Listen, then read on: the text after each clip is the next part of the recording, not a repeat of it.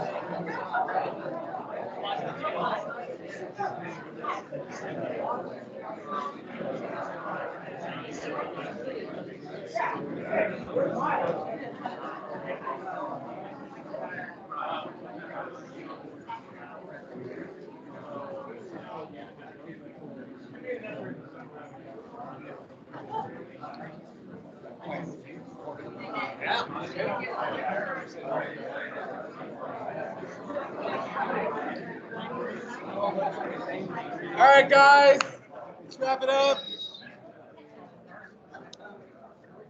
Okay, here we go.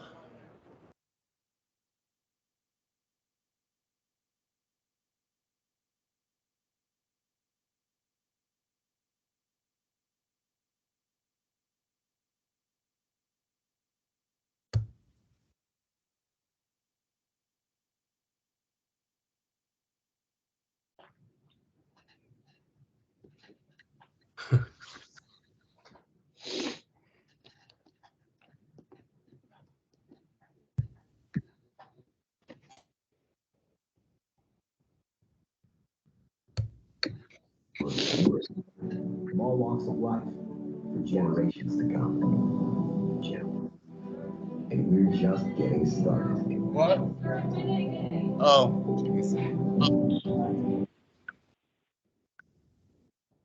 The first minute is beautiful.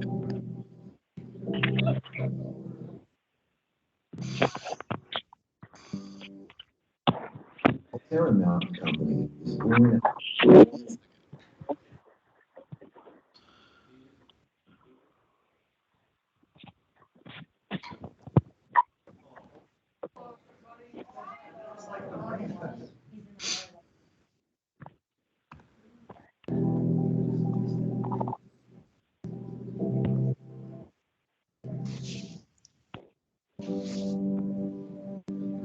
Alterra Mountain Company is born out of a shared love of the mountains, a history of blazing trails, and a hunger to be leaders in shaping the future of our industry.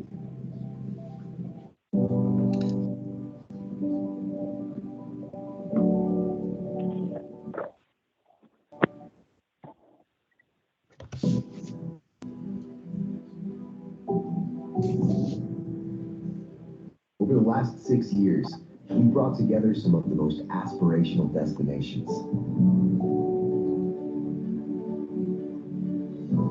and strategic businesses to build a global mountain community that exposes the incredible power of the outdoors to more people of all walks of life for generations to come. And we're just getting started.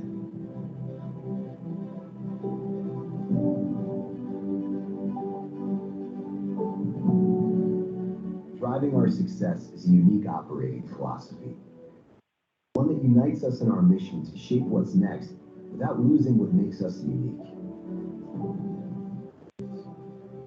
We don't seek uniformity here. We honor authenticity, because what makes us unique is also what makes us special.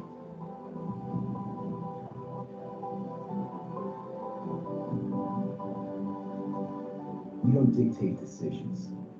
We embrace empowerment, because no one knows guests and employees better than the people working right beside them.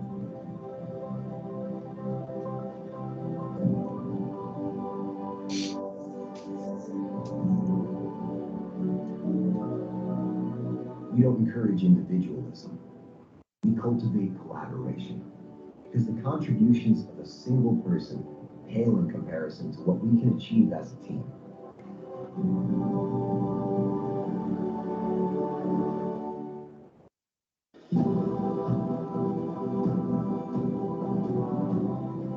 And we're not solely focused on profit. We also prioritize purpose, because we know we have a responsibility to invest in the environments we're entrusted with. In communities we're lucky enough to call home.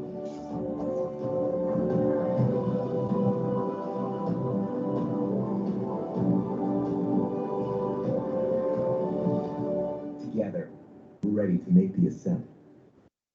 And this is our approach. The Alterra approach.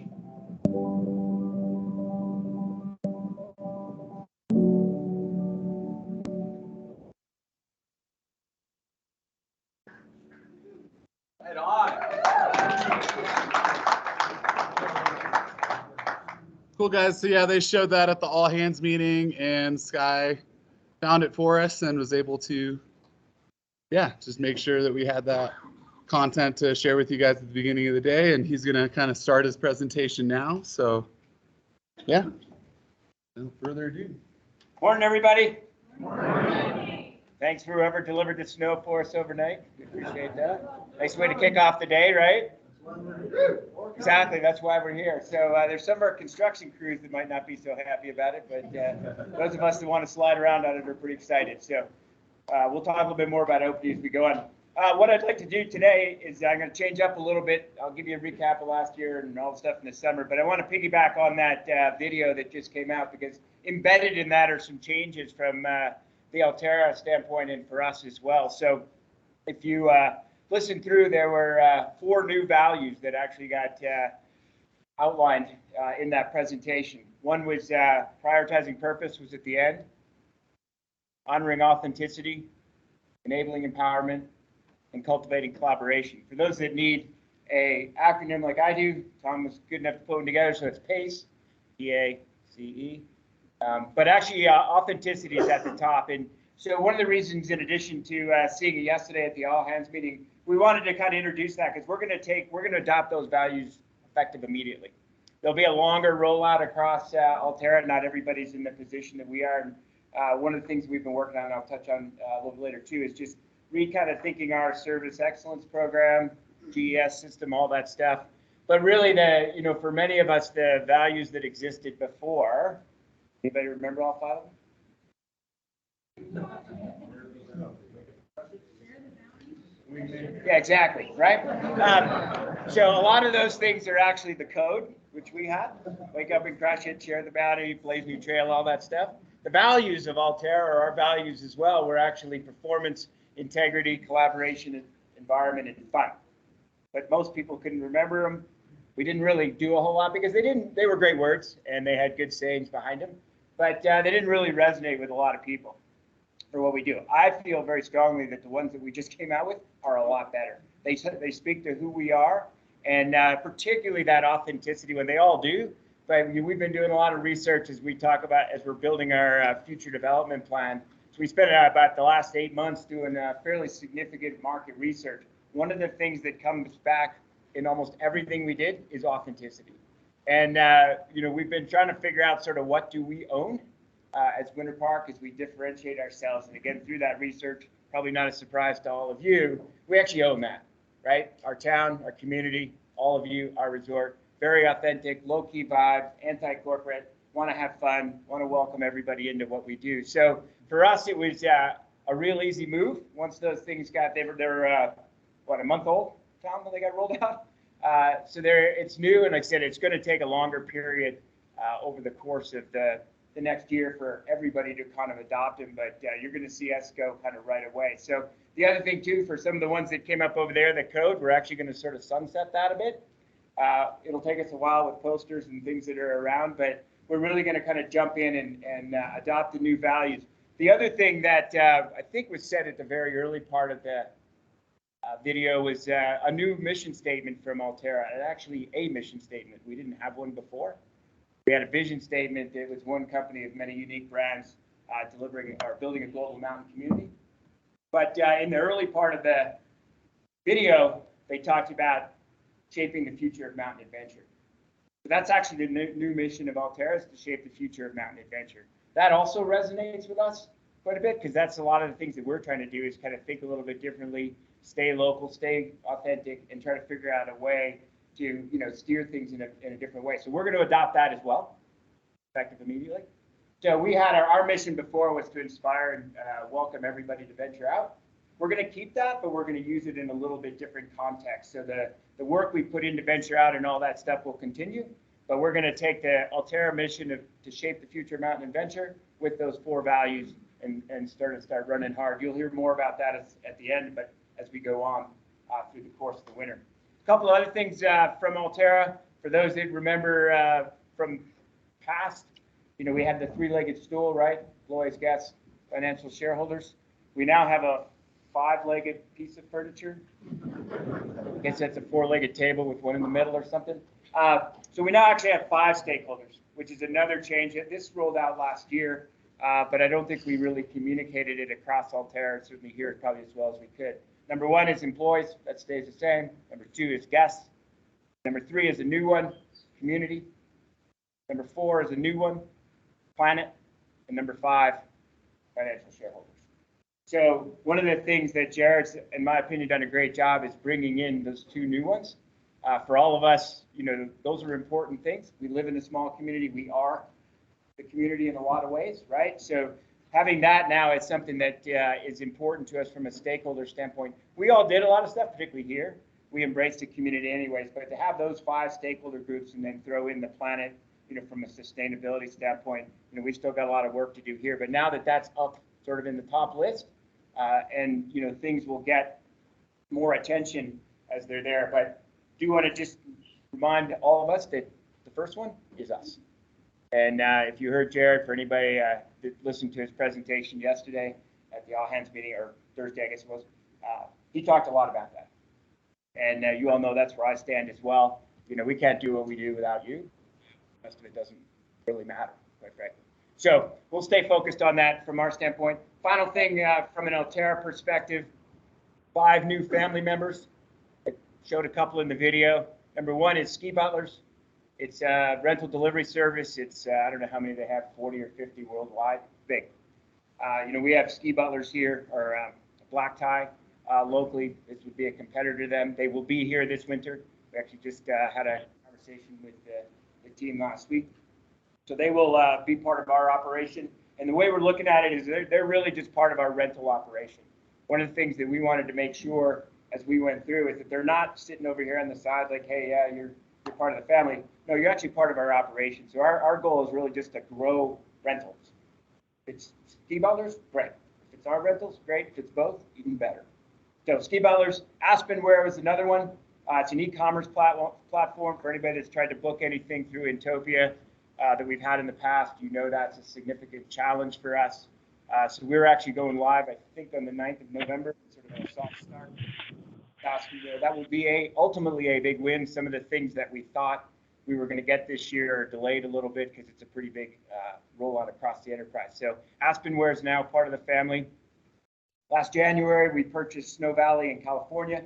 It's for those that are familiar with Big Bear Mountain Resorts, it's right next to them basically. So it's now folded into the Big Bear Mountain Resort family. So there's 3 mountains, so to speak, as part of Big Bear itself, Snow Summit, and now Snow Valley. This summer, we purchased Schweitzer in Idaho. Those that are familiar, it's about 45 minutes, hour out of Coeur d'Alene, Sandpoint's the town. So that joined the family. And then about 2 weeks ago or so, we announced the acquisition of Mike Louie Heliski in British Columbia.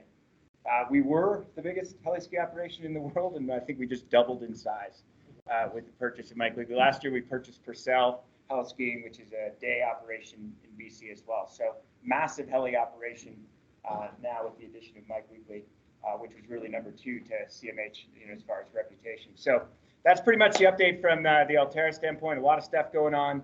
Really excited about the direction. Really excited with Jared's focus on us, and then those 5 stakeholders. I think we're headed in a good way. The new values seem to really work for us. For those that were part of the good days of Introest, we had 4 values that really resonated with everybody and kind of permeated the culture. Like I said, the past ones, they were there. We sort of used them. We integrated the code, but we created a lot of confusion, which is one of the reasons we wanted to just go, we're one company, one mission, one set of values. Let's go. And kind of lose all the confusion of all the various things that we put in place over the last couple of years. Last season, who was here when we started? Any of you? So October 31st. Who was here when we ended? Most of the same crew. May 29th, Memorial Day. 211 days. Record season for us from a season length standpoint. So huge kudos to everybody. That translated into record visits for us as well. We had 1,286,000, some numbers I can never remember, but basically just short of 1.3 million visits in the course of the winter season. And that was up about 150,000 over the prior year. It's not like we gained 20, we gained 150. Some of that was length of season. Some of that, as you all know, was some big days in the middle. So we also set a record, which we're actually trying to talk a little bit less about, but we had a couple days over 18,000 visits. Those were new high water marks for us. While some like to celebrate that, there's a number of people that don't. It creates a lot of stress for our guests and ourselves as we go through that. So we're continuing as we go through, our capital plans to figure out how we can continue to address sort of capacity and not coming in, particularly the day we did 18,200 and whatever. We lucked out and we didn't have any wind, right? So all the lifts ran. So actually the mountain was busy, but it wasn't too bad. But getting from the road to the mountain, whole different ballgame. So we got a lot of work to do there. From a employee engagement standpoint, our score came in at 80. That was even with last year, 1 point shy of our target, but we felt good about that. From a guest net promoter score standpoint, we were at 55.8 or 7, up 0.1 from the year before. But a couple of marks that we're starting to pay a little bit more attention to, and I'll talk about that toward the end, is our overall satisfaction, or OSAT score. We were up, we were at 8.6 last year, up 0.1 from the year before at 8.5. And the staff OSAT score, which is all of you, was 9.0, one of the highest in the company. And that was up a couple of 0.2 or something from the prior year. So to me, while we might have missed a couple decimal points in some of our targets, given the winter we had, I think those were huge accomplishments, particularly on the guest side. And then you all actually increased the lesson score on OSAT, I think 1.2 to 9.0. And the overall net promoter score was up, I think, 3.7 points as well. So those are amazing results, particularly when you put that volume up against it, right? To do that kind of volume and essentially maintain our scores is pretty doggone impressive. And then from a financial standpoint, we pretty much hit our target. It was fairly aggressive, but given the length of season, we were able to put that together as well. So all in all, amazing year. Thank you all very much for all that you do and make that happen. A lot of really good stories last year, despite some stressful days with those volumes that we had. Summer was sort of what I term as sort of okay. Early part of the summer was a little light. We started on the bike park about a week late because we had a late snow year as well as a soggy June, so it took us an extra week to get the bike park going. And then we also had a ton of construction going on, which I'll talk about in a minute. But that impacted certainly the bike park. For those that were here, you know it. For probably half of the summer, we had snowmaking pipe across bike trails, and things were pretty complicated to figure out how to get to places. We had about 95% of the bike park open, but we had it choked at the top. And so to get to some of the trails was very, very difficult given all the snowmaking pipe we had strewn around. So our past visits from a bike park perspective were down. Our day visits were down slightly. Lodging was soft in the early part of the summer, very strong in the latter part of the summer. So all in all, we kind of came out, like I said, okay. A little bit lower than we would have anticipated. But really, as we kind of look back at that construction in mind, but also look back to sort of pre-COVID levels, you know, the previous 2 summers were just gangbusters up here. And I think we had expectations, we weren't alone. Many in the Colorado mountains had expectations that was going to continue. And I think what we saw this year was a little bit of a reset. For those that follow, you know, travel trends, Europe was up 55%. I'm sure some of you all saw on the internet some of the pictures of the popular destinations in Europe. It looked a lot like us, having 18,000 people. It was pretty crowded. So there's a lot of things that changed in the travel world this year. Everything, you know, the world just finally opened up. So for us, when we took a step back and looked at it, construction, kind of a reset on summer visitation, but overall it was good for us. So on to projects. So capital investment this year at the resort was over $100 million. So a huge, huge investment. For those that we haven't even started our big master plan investment. So our friends up the road got how much money in theirs? 220 million or something like that, right? So we're already halfway there and we haven't even really started. So really big summer for us. Number one is employee housing. That's about half of that number. And that project is coming to a close here hopefully soon. We anticipate occupying the back building or building 2, but the first building that will be occupied is the back building. We anticipate that being available to us at the end of November. And then the front building, building 1, around the 20th of December. A little bit later than we had anticipated, and we're going to be running to the wire to get it all done. But bear in mind, this was done in 18 months. So pretty amazing to build 332 units in an 18-month time frame. For those who were here this summer, you're probably amazed like I was to see how fast the building actually went up. It's a modular construction. It was built in Idaho. The buildings themselves went up in 7 days. It's incredible. So for those that don't know, I won't go into too much detail. Once we get a little bit further down the road, we can do tours and stuff like that for anybody who wants to see it. But it's basically 332 individual rooms. Big change for us. You know, a lot of housing, most housing at resort communities is, you know, multiple people per room. That's how you get to the number of beds. But this one was designed so that everybody has a lockable door, everybody has their own room, and then there are some shared amenities as well. So our bed count this year, last year we were at 474 beds. This year we're at about 640. So big dent in that. We know it's not the end.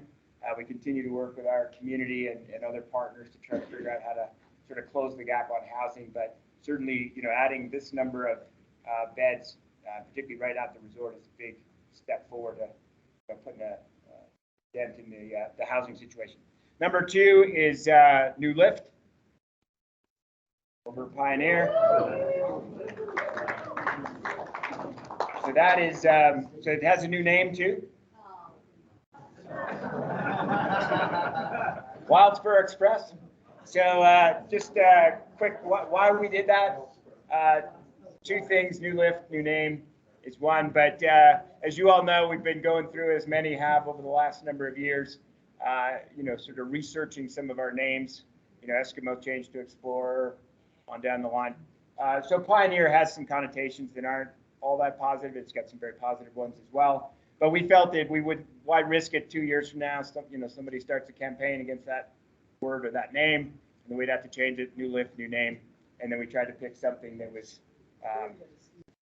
fairly generic, quite frankly, but also was in tune with the naming of the trails over there. So kind of that Western theme was theory. So that lift is scheduled for mid-December. If you've been up there, it doesn't look that way right now. Terminals are not up yet. We do have about a third of the towers were set, but most everything is sitting over in the Corona lot. On the Jane side, we anticipate getting the terminals delivered within the next week or so, and the shiv trains are really the only two things that we don't have. Once the shiv trains arrive and they can put them on the tower heads that are over in the parking lot, they'll fly. So probably week after next, we'll fly towers. They'll set the terminals. Everything else, grips, chairs, haul rope, all that stuff is here. So we do anticipate that coming together pretty quick, even though it doesn't feel like it right at the moment. So December 15th-ish is the target right now. You're gonna be the first one on that chair? I don't know, we'll have a raffle or something. Sure, I'm happy to be the first. Yeah. No more flats, right? So yeah, for those that don't know, there is a mid-load, and it's not actually mid, but right at the top of Big Valley, right at the top of the flats, there's a load terminal or a load station. You know, for those that have skied Breckenridge and others, some lifts out, it's just a load, not an unload. Number two is snowmaking. Huge project this year, as I mentioned earlier. It had a significant amount of impact on our operations this summer between snowmaking pipe, and we were running big haul trucks all over the place. So we put in about 20,000 feet of snowmaking pipe, basically replaced all the stuff that hadn't been previously replaced on the Winter Park side to bring that, much of that was original from 1978. So that presents some challenges, you might guess. The other big thing that it does for us, and particularly for the snowmaking crew, gives them a lot more flexibility. So the way that system was built and its age didn't allow us to actually make snow in some places at the same time. In other words, one of the reasons that Hughes comes along late in the snowmaking cycle is that pipeline couldn't handle the pressures that a lot of the other pipelines could handle. So therefore, we couldn't run the two together. So we had to get everything else done and then go to Hughes. What we've been able to do now is upgrade most all of that pipe so that issue goes away. For those that were here this summer, you saw it, but we built a new condo up at Phipps Saddle, big building up there. It's a lot bigger than I thought it was going to be.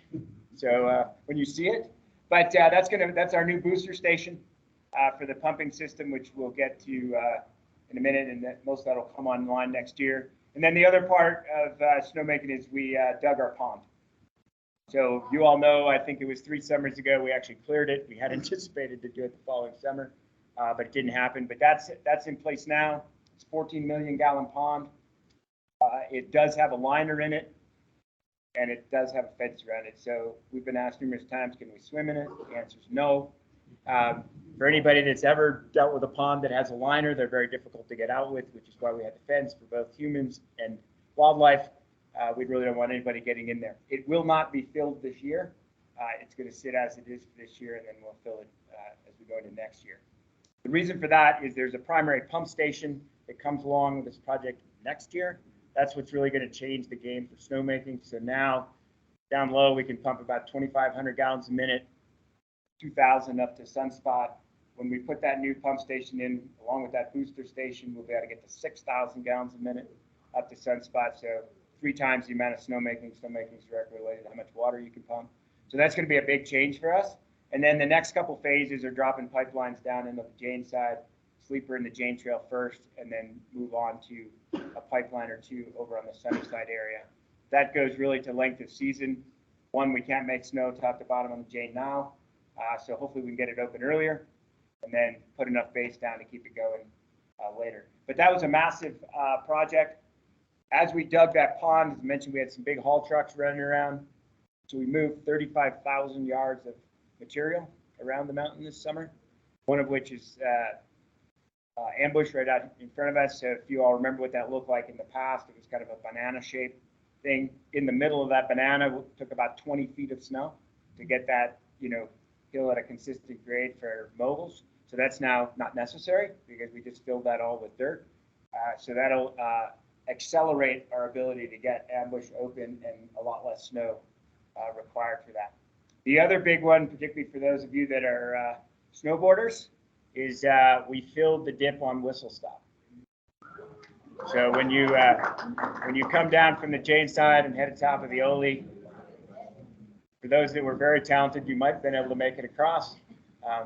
But that's all filled now. That's a consistent grade, and that's actually also about 20 feet of fill that went into that project as well. And then we scattered some other fill around, but those are the two big areas out there for the summer. The other project that we started, we closed our summer activities actually on Labor Day. We kept biking and scenic gondola going until first weekend in October. But we needed to do that because we pulled out the Alpine slide. That was 46 years old, something like that, 40 something or other. And it was getting very challenging to keep it going. It was basically falling apart, the track systems. And so it's very difficult to keep it going. We've been asking about it for, I don't know, 4 or 5 years to get it replaced. Finally got the nod for it. So we pulled it out. We didn't feel that in the fall, we didn't know when this would all start as far as snow. Didn't think we had the time to actually pull it out and replace it at the same time. So the new tracks will go in the spring. If we have a soggy spring like we did this year, we'll be delayed getting it for the beginning of our summer season. If we have a dry spring, fingers crossed, we'll get it in. It's like for like, 2 tracks, same layout. It's just new. So that's that project. The other one, and Tom's going to hit on a bit more of the detail of this. In the village, we took over Mountain Adventure Center, tree line treats, and showcase snowboards, and are turning that into a tap room. Its name is Sundog.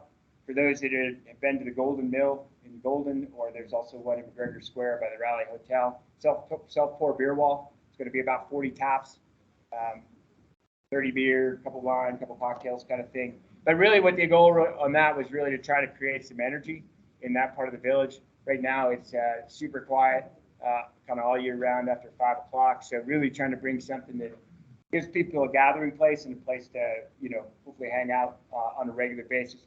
Phase 2 of that, we'll be doing something we don't know quite yet at Docks. Again, for those that have been to the Golden Mill, there's 3 or 4 food grab-and-go food outlets sort of in that complex, and then the second floor is actually a sushi bar.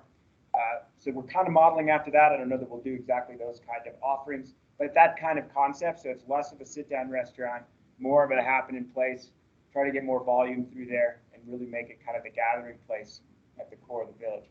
That is running super tight to be done before Christmas, but we're working hard to try to get that.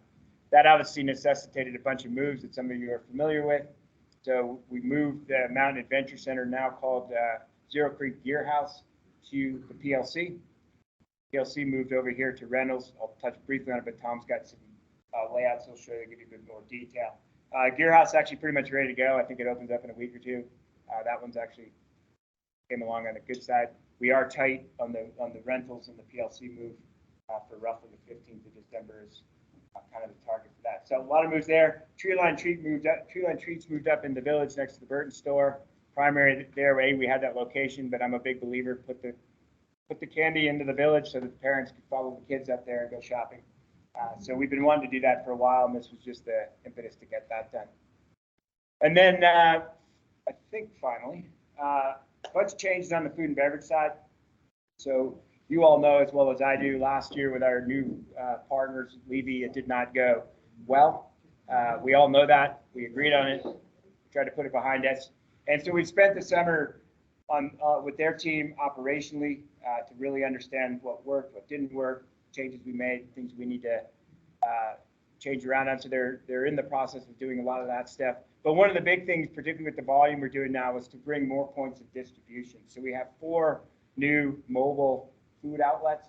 One's at the top of the Jane to hopefully relieve a little bit of pressure there, both from the, grab a beer as well as grab some food. Number 2, we moved, for those that remember, that we used to have a depot house in the bus turnaround. Sat over in G-Lot for a while. That is now at the top of the Wild Spur Express. So it sits on the south side of the deck. We redid the chili hut. It looks nothing like it looked before. It's pretty amazing, actually. So new food offering up there. That's actually going to be a grilled cheese station, so to speak. Again, the concept is really around grab and go. Third one is down at the bottom of the Ole. So across the trail from Waffle Hut and the restrooms will be another one that's going to be grab and go quesadillas. And then the fourth one is over on the Jane side, kind of in the little tree island for those that were here in the spring when we did the Jane Beach, that basic same area is where it's going to be, and that's going to be Philly cheesesteaks. So the theory is to try to get things that you can literally kind of grab and go. I don't know that you'll stuff a Philly cheesesteak in your jacket, but you'd be able to at least get something to eat without having to go inside. So we're going to continue that. There's also some changes in Moffett Market, some new stations that are going to come in there. Mary Jane Ale House is going to get reconfigured or renamed, and it's going to be, I think, Colorado Pours, I think is the name of it. Really local craft beer, not only local Colorado, but local. So a lot of good changes coming in. Please provide our feedback. We know last year was tough. Nobody's hiding behind that. It was not a good year, but we're very optimistic with the planning we've done, with the team they put in place. Do remember that one of the challenges we had last year, which is why it was a challenge, was Jacob, who's our food and beverage director, joined Winter Park and Levy on November 1st. Joshua North, who's the executive chef, joined Winter Park and Levy on November 1st. And Max Phillips, who's the regional director, moved into Colorado and therefore Winter Park on November 1st. So all three of the senior leadership of that group actually started after we were already running, because we opened up on 31st. So that was one of the challenges we had. And then there were some other things that we collectively agreed on to try to increase throughput in some of the areas, Jane being one, some of the prepackaged stuff that quite frankly just didn't work. So we know hopefully a lot of the changes, so bear with us, but please provide feedback as you go in yourselves and with your guests. Love to hear. One of the final things we've done is feedback again from a lot of you, not exactly where it was in the past, but the dining area in Sunspot is going to have a chef's table offering. So it's not going to be table service like it was before, but it'll be elevated from the provisioner side. And hopefully we're going to do that in the evenings as well, pair it up with the après ski. So bring a different offering up there at Sunspot as well. Final thing we did at Sunspot, and I just saw a picture of it yesterday, we changed out all the furniture. So that's, I believe it's going to be a lot more usable. The way it was before with those big rounds. Number one, if you wanted to move them, take all of us. They weighed a substantial amount, plus there's no place to put them. So it's regular. It's basically regular, tables and chairs, which looks a lot better, and it gives us a lot of flexibility in moving around. But I also think it just improves the flow of it. It was almost impossible on a busy day to walk through the seating area. So hopefully this is going to change. We've got to keep some walkways up. So I think I got most all the stuff on the food and beverage. There's a lot of smaller things going on, but a lot of effort, like I said, was to learn from what didn't go well last year and try to put a lot of plans in place to address that going forward. Miss any of the projects? So it's been a busy summer, a lot of good stuff. We are buttoning up Wild Spur Express over the next month, stuff in the village. Snowmaking for the most part is done. They are doing a little bit of work on the building, finishing that up, but it's operational. We've made snow 2 or 3 times now. So on that front, anybody know when we're opening? Tomorrow's probably closer than the 11th. So short answer is, I don't know. So one of the things that we've done over the last couple of years, for those, Diego mentioned it earlier, for those that saw Jared's presentation, every resort in Alterra has an opening date except us. Ours was, I can't even remember that, when we have snow. As soon as we have snow. So what we've really tried to do over the last couple of years is, I'm not a big believer in setting opening dates that requires you to be able to predict the weather, which none of us can do. So really, we're going to open as soon as possible. So we got a good run coming up. We made some snow the night before last. We made snow a couple of weeks ago. But we've got a good stretch of weather coming starting tonight. For those that are watching the weather, Monday morning below, I think it's 0, maybe even a couple degrees below down the valley. And that's now looking like it's going to run through Wednesday or Thursday. So if we get that kind of run, and whatever Mother Nature helps deliver us, there's a shot of this week. We'll know more on Monday or Tuesday once we see what this weather does and how the snowmaking team feels with what we're going. But it's going to soon. But we'll, like we did last year, it'll be kind of a bit of a last minute, hey, we're going to go in 2 days. But one of the things that we tried to do this year with the teams that are here, throughout the year with us is we got some people were very happy about the short call last year, think we decided on a Saturday, we were opening on a Monday. So some were very excited, some were not excited at all. Like, what do you mean? I'm not ready. I don't want to go. So this year, what we did with everybody is said, hey, anytime after October 15th, you better be ready. Because we're going to basically do the same thing. We're not going to know the weather, a long time out. We're not going to know how much snow we make. When we know, we're going to go, and that may be in a day or two's notice. But after the 15th of October, you should be ready because we will go. So stay tuned. Monday or Tuesday, we'll have a good look at kind of what we've done to date, what the weather looks like. A little bit worried about beyond that because it does look like it's going to warm up, although I don't think it's going to be like it was. So that's where we stand from an opening standpoint. And then the final couple things just wanted to touch on and then answer any questions you all have of me. So targets for next year from the sort of high level standpoint, EES is 81. That's our target. We were 80 last year. Net promoter score is 58. We were just about 56 last year. And then from a financial perspective, it's up about 7%, I think, or so from the prior year. So more push there. And then from a visit standpoint, actually the target's a little bit less than what we did last year. So it's still 1.250,000 or something like that. But we backed it down a little bit just because we had a good, strong early season and a pretty decent season end as well. And just again to kind of set the stage of what we're trying to do with those seasons is, the early season, the last 3 or 4 years, or since we've been part of ICON, particularly November and December, Copper generally outpaced us with ICON visits early in the season. They've got a better snowmaking system. We'll catch up to them quickly when we finish off what we're doing.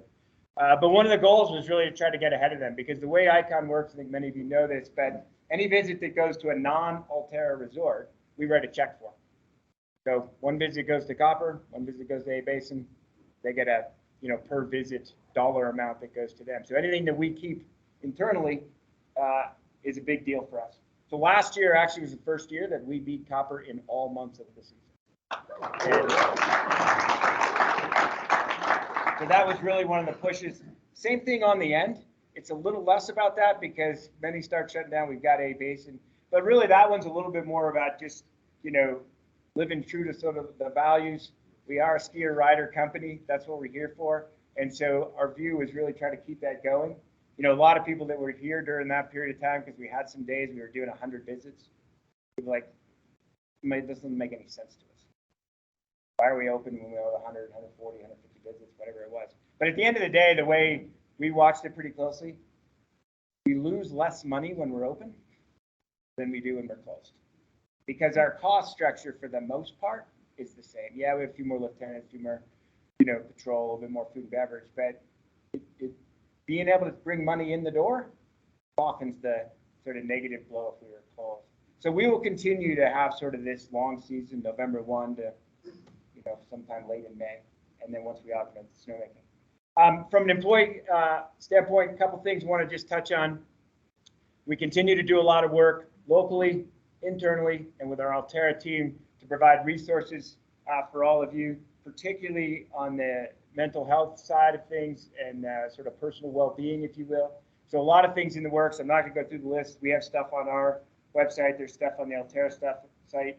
The Hope Fund that's in town continues to gain momentum and support, and we continue to work on all of that because we know how important that is for all of us, because we really want to make sure as the resort and Alterra that we're looking at the employee experience in its entirety.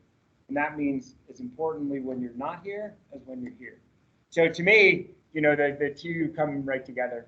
We work to play, we live to play, whatever moniker you want to use, that's part of who we are, right? So just because we check out and we go home, it's still part of our DNA, so to speak, right? It's a small community, we're all part of it, and we need to continue to work collectively to bring the resources to bear. Housing's one, health and welfare benefits, if you will, is another. But one of the things that is super cool that Alterra jumped in to do this year was a couple of years ago, there was a documentary called The Way to Gold. Anybody see that? Okay, but it was featured Michael Phelps, and the struggles that he's had sort of on the mental health side of things. And so it really tried to bring to light the pressures that are on high-level Olympic athletes. What we were able to do was we I say partner, but we really just sort of supported it financially in other ways. But the same company that did that actually just did with Bodie Miller's impetus, because he was part of that one as well, a new film called Paradise Paradox. And really what it is all about is the struggle of mental health in small mountain communities. It's a super cool film. I haven't seen it in its entirety yet. I've seen a lot of the trailers. But one of the really cool parts is they did a lot of the filming here, so some of your teammates are actually in this film. It debuted in Park City about 2 weeks ago. It's going to be in Denver on the 9th of November, and we hope to shortly thereafter get it up here so you can all see it. But it's a continual effort to not only support all of you, but raise the awareness of these important issues for all of us. So my ask of all of you is just keep providing us feedback on day-to-day what you need to do to help you out on your jobs. But equally as important from that holistic experience. We can't do everything all the time, but the more feedback we get from all of you, the better we can do to try to support that. It's an important element for me personally, for the resort, but also from the Alterra standpoint. The other thing from an employee standpoint was just communication. Last year's EES, this summer's EES, that got highlighted. I mean, we know that's always in there. We probably can never perfectly solve it, but a lot of communication and just a lot of requests to do a better job communicating kind of what's going on, particularly from a broader perspective. And I'll finish with sort of where we're at from sort of a master plan standpoint. So that's where we're at. Please keep all the feedback coming. Let us know how we're doing. We take it to heart. We try to make the appropriate changes, but the information we get from all of you and your fellow teammates is super important to us to do that, because otherwise we're kind of fishing around in the dark trying to figure out what you all need from us. So just tell us. You all know that I'm out and about a lot. Just grab me, send me an email, ring my bell, whatever you need to do, and we'll do our best to try to get that. So from an overall planning standpoint, a lot's going on there as well. We've talked in the past about the Forest Service MDP that got accepted by the Forest Service last fall of 2022. And what we're working on with them right now is the resources and process to get those projects that are in that MDP approved for construction. So we've got it bucketed in 3 different categories right now, things we want to get done in the first year or 2 to 3, and then beyond 3. So that's rolling with the Forest Service. At the same time, we're working on our base area plan. We have actually submitted to the town what it's called a PDP, or preliminary development plan. It's going through right now what is termed as agency review. So that's fire department, water and sand district, power company, on down the line. They have to weigh in to see if they can service what we're asking for. So there's been a lot of chitter chatter about, hey, we know you guys are thinking about a lot of stuff. When are you going to tell us? Right now, we're staying pretty quiet, because what we don't want to do is we don't want to go out and say, hey, we're going to do this. But after agency review comes back and they go, no, you're actually going to do this. So we anticipate sometime in the early part of 2024, we'll have been through that process and we'll know a bit more clearly whether everything we wanted to do they can support, or whether we've got to amend some things. And at that point, we'll be more public about what we're doing. But we just, at least for me personally, it just seemed wrong to put something out there that we may or may not do exactly how we want to. So again, early in the 2024. The other thing that is going on, it's gotten a lot of energy behind it literally in the last 30 days, which is also has a little bit of an impact on this base area plan, is rail. So some of you probably saw news release last week. CDOT got approved for $5 million for a Northwest Colorado rail, exact word for support plan or something. But basically trying to figure out, Steamboat, Craig, Hayden have been pushing to try to get passenger rail up there for a couple of reasons. One is commuter traffic from Craig and Hayden into Steamboat Springs. You all know the power plants are closing, so tourism, all that stuff. There's a lot of money at the federal level through all their infrastructure bills to support rail. The governor is extremely supportive of this project. So it's really gotten a lot of legs in the last month or so. We've had a session of political people through here meeting with us in the town about this project. The reason I bring that up is it's a big deal for us if we are able to increase rail service. What we're trying to gun for is 7 days a week, multiple trips a day. So really make it so we're rail connected. We obviously have the Winter Park Express that runs Friday through Sunday, during the winter time. But anybody that wanted to use the California Zephyr as regular transportation, Denver, right? So if you're flying tomorrow, you better get on the train today. Yeah. Because we're not really sure when it's going to come by. So really what we're trying to do is figure out and be part of this. Everything that would happen in Northwest Colorado, Hayden Craig, also routes up to Glenwood and Grand Junction, come by Winter Park. So we're in the catbird seat for this. It ties directly to our town gondola project that we want to do. We've made sure that when every political tour that comes through here, we tie those two projects together because that's a big deal. And it's a big deal with rail. Because if we have regular rail service from Denver, not only Front Range guests, but destination guests can come, get off the train here, jump on a gondola, be in town, no car required, less cars on I-70, all that good stuff. So we've gotten a lot of traction for that. Stay tuned. Like I said, it is going really fast, and that's actually one of the other reasons we're slowing down our communication on our base area development plan is because if that really is going to happen in the shorter time frame, that may change a little bit. We got to think about arrival off the platform and all that kind of stuff. So a lot of really good stuff going on, a lot of work. We'll do our best to keep you informed. If you hear a rumor, just hit me with it. There are a lot of those, but otherwise, as soon as we know a little bit more, we'll communicate on both those plans because there's a lot of moving parts. Before I turn it over to Tom, questions to me? Yeah, guys, give it up for the guys. Two questions. So let's maybe classify them a little bit. Let's have a guest-centered question. Right here. Somebody have a question for our guest? Right here. That net promoter score you mentioned of 58, is that like 58 out of 100? So the way Net Promoter works strictly is it's the difference of 9 to 10s minus 1 to 6s, throw out 7 and 8s.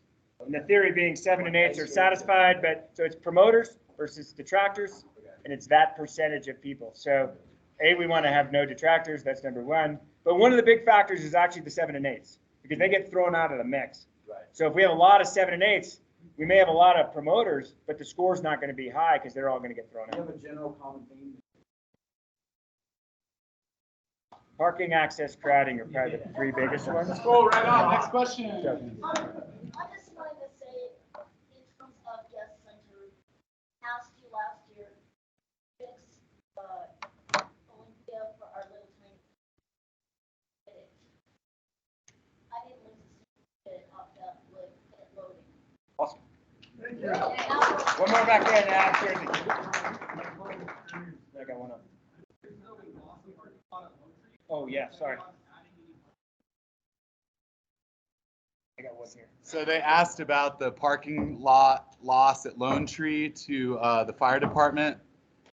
Yeah, so one actually quick area that I forgot to mention that was one of them. So 3 big things in town too from an infrastructure standpoint. One, for those that came up over the last day and a half, you drove Berthoud Pass. I got paved. For those that drove it in the spring, it was, I can't even describe it. So that was a big deal. In August, we opened up on County Road 5. The town built a new transit center. That's where all the buses are now. That's a huge deal going forward because all buses are inside. It's central to a lot of their routes. That's a big deal. Then the other one is parking at Lone Tree. So it's been in the plan for a long time. That piece of property was actually given to the town and then therefore given to the fire department. It's a third station for East Grand Fire. And so they started construction this summer, so we are losing that parking lot. We knew that was going to happen. Primarily, the ad was the 500 spots we put over at G-Lot last year. One of the things that we just got to figure out how to do is get more people to carpool because we've added a significant amount of parking capacity. We put 50 some odd more on the Jane Road and then roughly 500 over there. So we knew that was coming because we also lost F-Lot with the parking area. So it was net gain of about 350. But it didn't feel that way when we had 18,000 people. So, but part of that is we're just seeing less cars, or less people per car. And so we got to work on that too. But there are some other thoughts going forward on how we deal with parking. One that came in was basement of Snow Oasis. That is actually nothing changing this year, but it's actually one of the facilities that's high on the list as we work through our master plan development. Town gondola is a big part of that because then we can potentially feed kids down here because then it's only a 3-minute ride back up to Discovery Park. So we're working on some plans there. Right now, there's no major change in Snow Oasis. Cool, guys. Everybody give them a hand. Good job.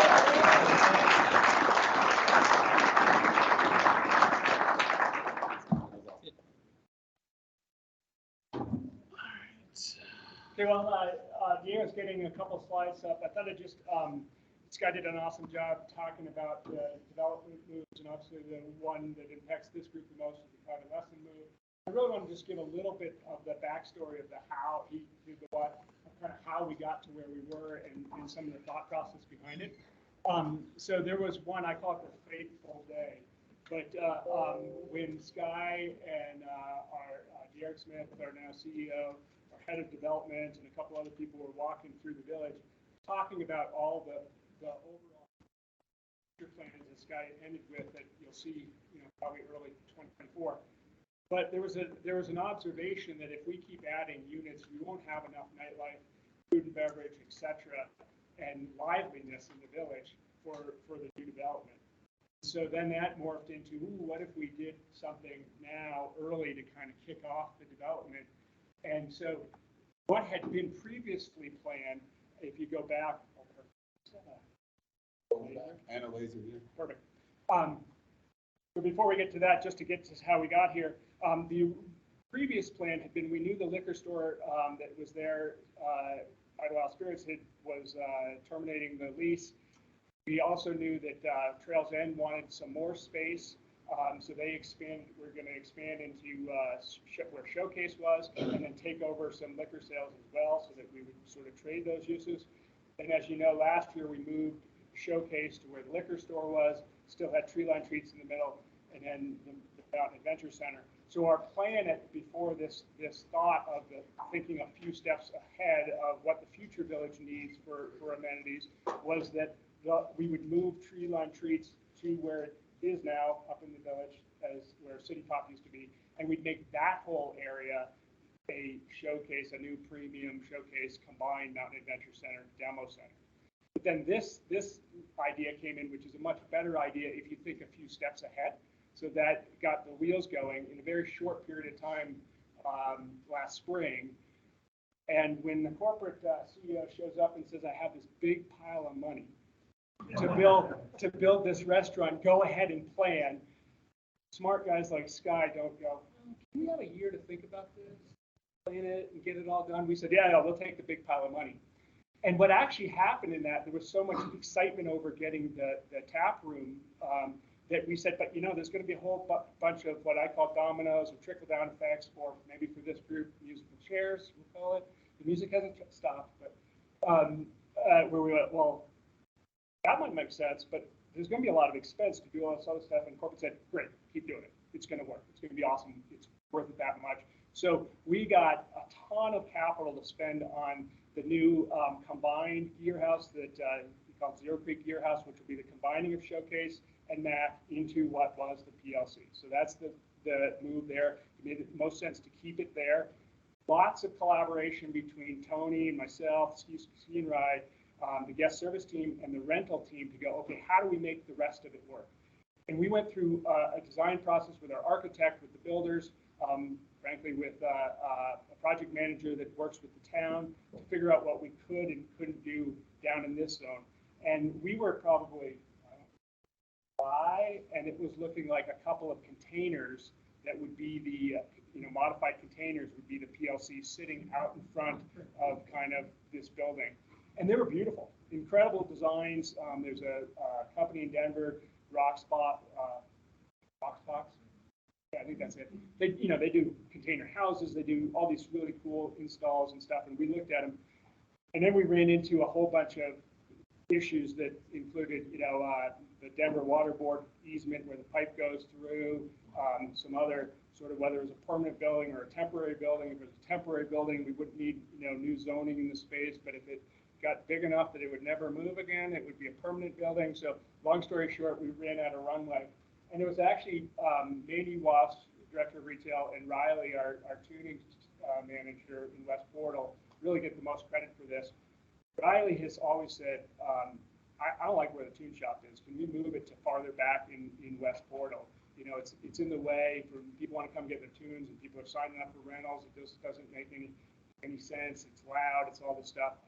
So then we went, well, wait a minute, maybe we can just, if we have this bunch of money, West Portal is showing its age, it's challenging for ski school. We usually open with village rentals because it's a nicer shop until we get this, until we have the volume, and then we open this. In the future, we'll probably flip-flop that once we get this finished. But anyway, the whole teams, and I've never been so proud of the teams, that 3 distinct groups that all had their own sort of self-interest, ski school, guest services, and lessons, said, no, we can make this better for everyone if we just work together. So this is where we landed. This is looking from the south, walking in. So these doors exist today. These are the decks above sign package. Basically got a laser. Oh yeah. Okay, which one is that? Is that middle button? Oh yeah. Right. So these doors exist. The people on line probably can't see the laser, obviously. But, What's underneath the derailleur? And so this is that right? These are the doors that already exist, and this is where the tune shop is right here. So this will become the new private lesson center. You can see the sign that says private lesson center. If you go out there today and look behind that construction fence, there's a slight grade difference here. We're actually going to pop it in a door here, so it'll have its own door. It'll also flow from here. So everything will be centralized in this hub for ski and ride check-in. So the only other group that probably be as happy will be the hosts that stand by Starbucks every day and someone says, where's ski school? And they have to answer the question with another question, right? Privates or group. And so we'll go, it's all here. Everyone just get to this building.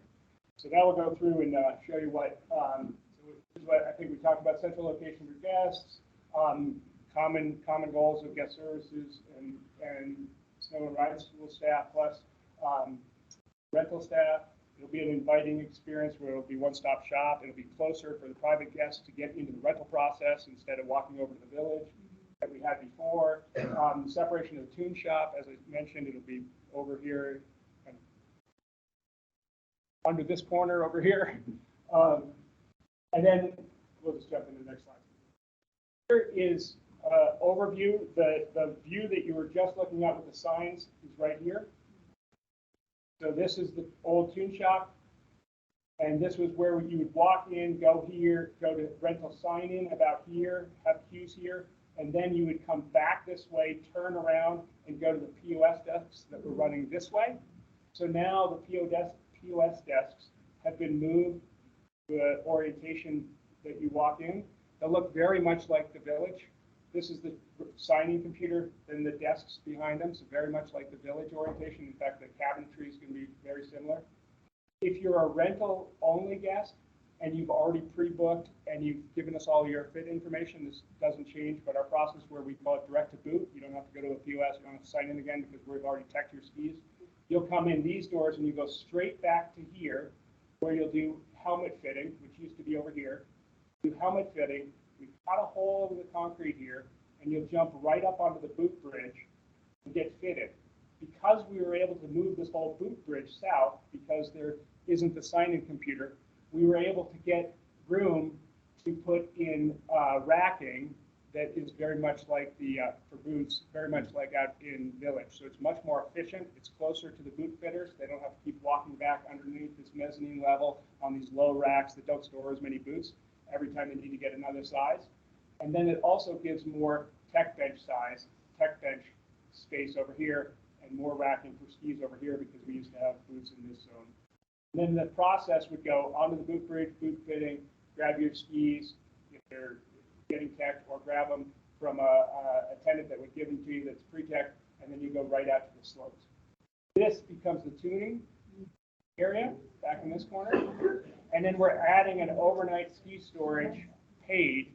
The rental guests will already get overnight ski storage, and I'll talk about that in another slide. But we'll add in this zone an overnight ski storage for people with their own private skis. This then becomes the private lesson center, which was the tune shop. Again, you go through here, we've blown out the what was Abby's office above it, so it's still full ceiling height and high ceilings in here. There'll be agents here, there'll be sign-in computers here. If people need rentals, there'll be a door here, they can go right into the rental process. And then to accommodate the other uses that were happening in the private lesson center, and Dave Wilson and I spent a lot of time on this because I had to always be reminded by the guest service team and him that Him and Sophia were officing out of there. We had guest service folks, ski school guest service folks calling guests to arrange their instructors in that space. We were fulfilling a bunch of product.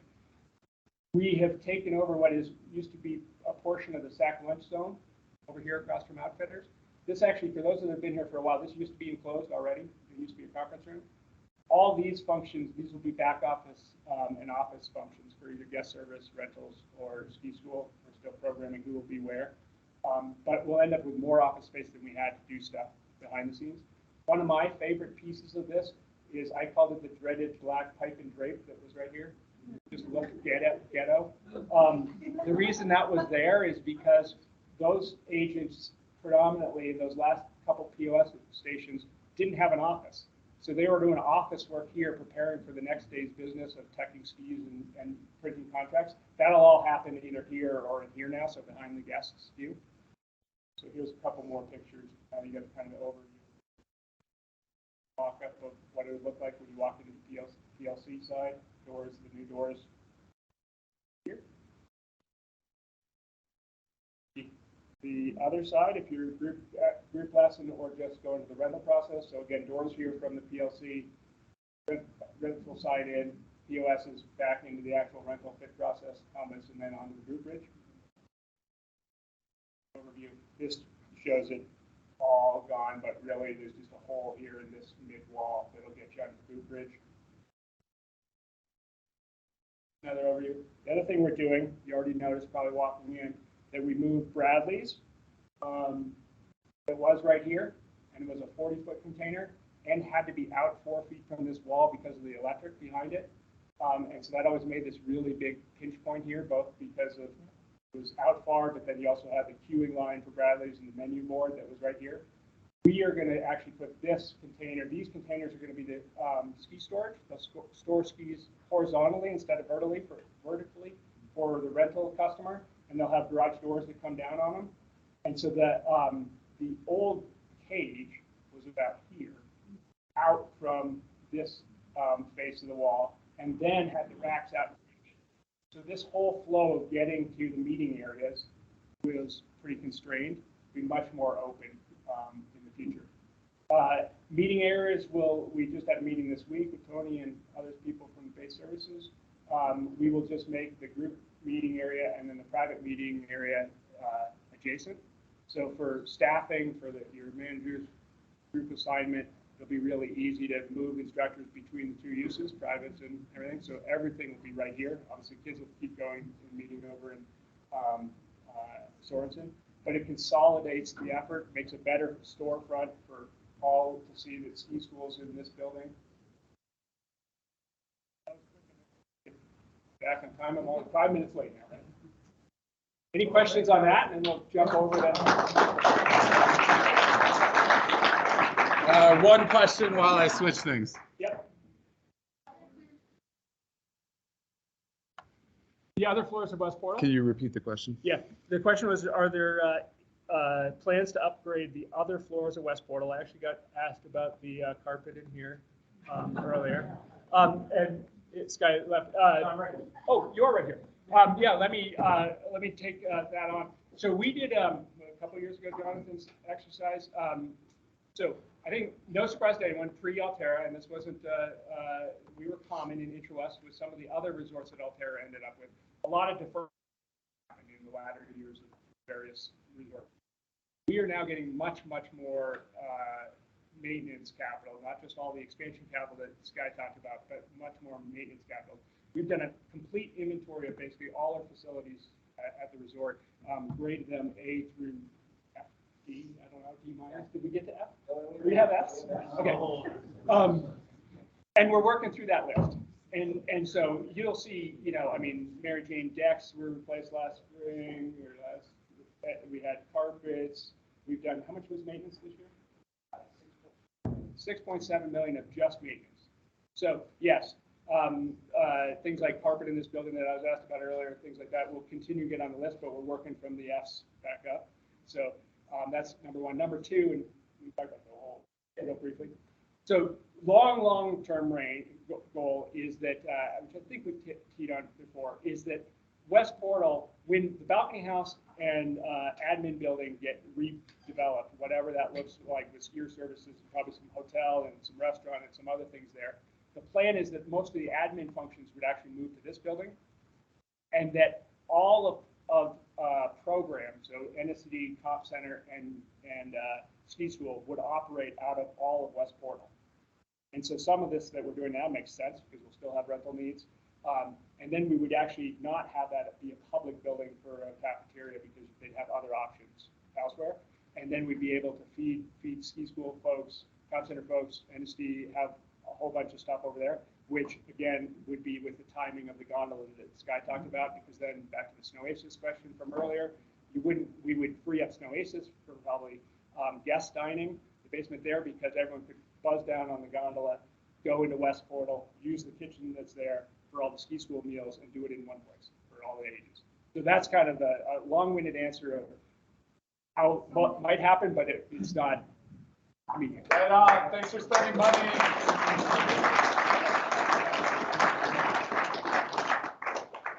Everybody say hi to Nicole, Knox. Thank you guys for having me here again today. Great to see some snow on the ground. So for those of you who don't know me, I'm Nicole Knox, the Director of Marketing here at Winter Park. We've really been working to partner really closely with Tony and team on ski and ride school initiatives and how we can help best support you guys throughout the season. So excited to share with you guys some new initiatives today.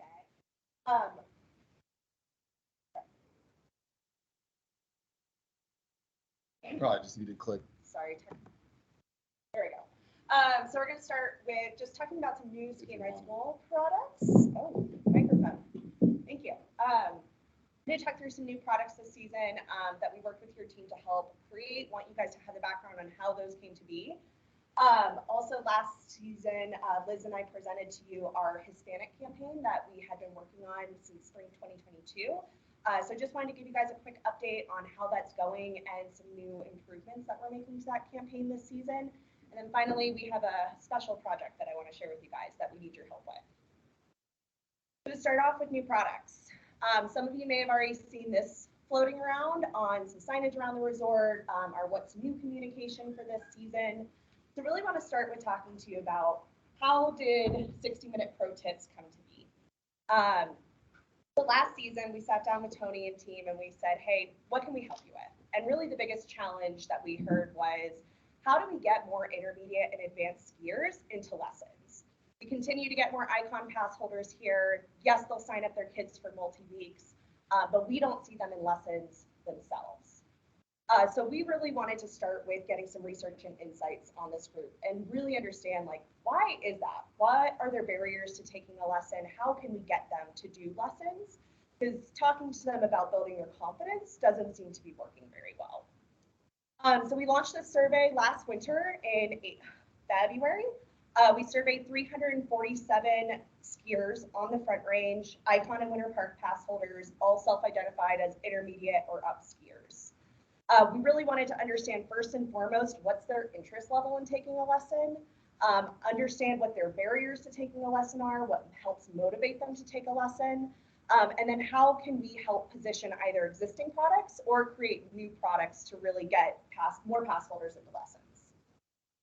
So we've got tons of insights here. If you guys have questions on it, feel free to email me. I'm happy to share that information. But these are kind of the high level ones that I wanted to share with you all today. So first, we found about 50% of them even have an interest in taking a lesson. And even then they were hesitant. So why they would want to take one, really identifying and breaking bad habits, especially in their form and technique. And then also more terrain-based learning. So they had specific goals around things like improving in moguls, improving on trees, stuff like that. But in terms of why they weren't taking one, what we really saw was hesitancy around the perceived value. I'm going to spend all this money on a lesson, but am I really going to meet my goal with the lesson? Am I going to get the value out of it that I'm hoping to see? And then beyond that, the affordability. After spending money on a season pass, skis for the season, their gear, driving up and down from Denver every weekend, potentially paying for parking, taking a lesson kind of felt like a luxury to these skiers. Now, since we had their attention, we thought we would take the opportunity just to test some different ideas that we had and ask for theirs. periodically ask about the idea of a 1 hour one-on-one private lesson, and across all skill levels, 79 to 84% of people said that they would be highly interested in this product. So we're like, we're onto something here. We should test it out. 60-minute pro tips was born. So we really wanted to do this short and sweet private lesson. Historically, you guys have had first tracks. This year, we are introducing a new early ups product too that helps solve for that I just want fresh powder type of need.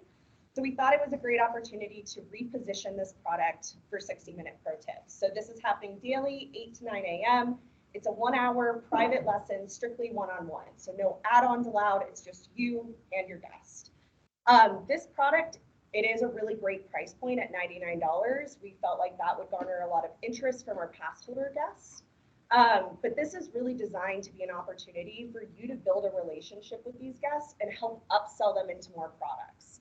So every lesson is a great opportunity to remind them of what goals did you set out at the beginning of the lesson, how have they progressed against those over the last hour, and oh, by the way, I could really get you to progress against your goals if we book a private lesson, or I get you into one of our group lessons or skills clinics to work on mobiles a bit more type of thing. I've kind of referred to this a little bit as like the Costco free sample model, except not totally free. So yeah, really excited to get your feedback on this product throughout the season. We're trying something new and different. The other exciting part is nobody else has a product like this, so it really helps differentiate Winter Park Ski and Ride School. And we've already seen some really strong press pickup from this too. So, just a couple of other things to touch on. One of the other challenges we heard was being able to fill in afternoons to really maximize your team's time. So in the past, we've sold group lessons online as just group lessons. One of the other things that came out of the survey was people wanting greater confidence in, am I going to be categorized into the right group? Am I going to be with skiers and riders that are the same level as me? So we've actually broken those out. You can book beginner lessons separate from intermediate and advanced, and those are just going to be in the afternoon to help fill those in. Also, looking at 60-minute pro tips, it's a great opportunity to say, hey, we worked on this, go ski today, practice your skills, and if you want, we've got some availability in our afternoon group lesson too for this. In addition to that, the Learn to Ski package, we'll be offering that all season long. It will be a higher price point during the core months of January and February, but also during that time, it will be afternoons only. So some really intentional initiatives to help fill in that full day for you guys. That's what we have for new products. Just some quick Hispanic campaign updates here. So thank you guys so much for your engagement and learning about this campaign last year. We launched it originally in spring 2022. We continued to build on it last season. And then this season, we're continuing to build on it further with Colorado and Texas markets. So for those of you who weren't here, or just a quick refresher, this campaign was really designed to appeal to second and third generation Hispanic markets domestically. We saw this as an area of opportunity because this is the fastest growing segment in the outdoors. And we don't see a lot of ski resorts really speaking to this market directly. So we took a little bit of a unique approach on this campaign and tried more of a Spanglish approach, Venture Fuera. Last year, we did increase our budget by about 50%, but saw a 300% increase in landing page visits for this campaign, which is amazing. We also saw lower bounce rates, more engagement overall, really great results in terms of click-through rates with our creative, as well as just positive sentiment on our paid social. So seems to be resonating really well. And looking into this year, we said, okay, we've got this great marketing campaign going, but how do we operationalize it more here at the resort? So there is a working group here at the resort. Diego's a part of it. Thank you so much. So he's looking specifically at some opportunities for operationalizing that here with you guys all at Ski and Ride School. We are moving ahead this year with a new name tag, which will be available shortly, but you can actually call out if you speak a different language on that new name tag format as well as a guest benefit. In addition, we're looking to build relationships with different organizations like Latino Outdoors and various Hispanic influencers. We have a great partnership with Native Outdoors on the Indigenous side, and we've seen them be great partners too, and just, hey, are we doing the right things here? Or we have this idea, is this the right direction? And just having people that are part of the community to give us feedback on that. In addition, of course, to expanding our paid efforts, and then also looking at some more organic earned media opportunities in Mexico City. So a little bit internationally as well. Last but certainly not least, I'm excited to share with you all that Winter Park Ski and Ride School has been nominated for USA Today's Reader Choice Award. Woo! So the way the Reader's Choice Awards work is USA Today's travel experts, every year they pick 20 of whatever category it is. Ski and Ride School is actually a brand new category. We've been pretty consistently nominated for their best ski resorts. We've won #1 a couple of years in a row. We're nominated again for that, along with tubing, which was new last year. So we're really excited to have our 3rd nomination for Ski and Ride School here too. What happens with the voting is it gets narrowed down to top 10, and our goal is really to be #1. We've seen with #1 ski resort, when we go out with that message, people get excited and it makes them want to choose Winter Park. So we'd love to be able to say, we have the #1 ski and ride school. If you're looking to learn or improve your skiing and riding, you should come to us because we're #1 in North America. And people voted on this and chose us too. So would love all of your help in getting as many votes as possible. You can vote once a day from any browser and device. So your phone, your computer, if you've got Google Chrome and Firefox, please vote as many times as possible. Tell all your friends. It's really a benefit to all of you guys too. We see this work really hard in our advertising and marketing messaging. So voting is good too through November 20th as well. I didn't share the link on here just because it's a little bit long, but if you search for USA Today 10 Best, you should be able to find those categories and start voting. And then also I know Tony has the link to that if there's an easy way to share that out with you all. Thank you. Muchísimas gracias, señorita Nicole. If you guys have questions, feel free to email them to me as well. Yeah, please write down your questions. We'll make sure Nicole gets those. In the interest of time, we're going to stop there for now, take a 10-minute break, regather, and then we'll get into it with ski and ride school updates.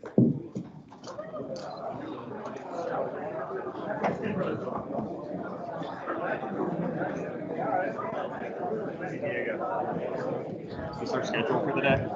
Yes, sir. We're just 5 minutes back and 4 minutes back. Okay. At some point, I want to yell at everybody about lockers and slides. So just let me know. There is a slide. Perfect. Well, I'll be like, Jeff. Cool. Yeah. Just because we moved a lot of people. I'll show you. We got to keep the history. We don't want them to sing. You're doing great. I had to run downstairs for a minute. You're doing great.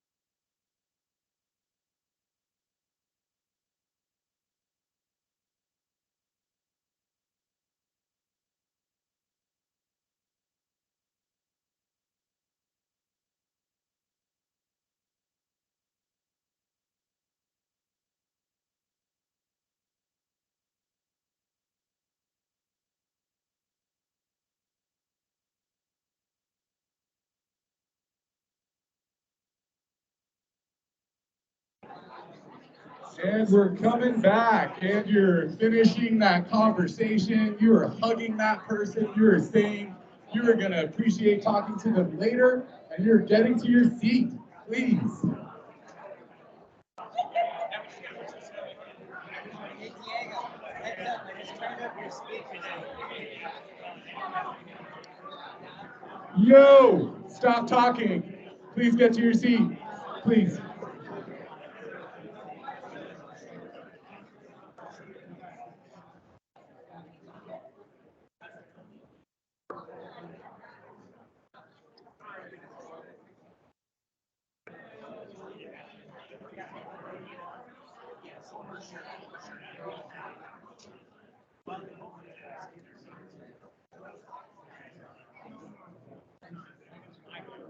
Okay, guys, we're gonna get this thing rolling again.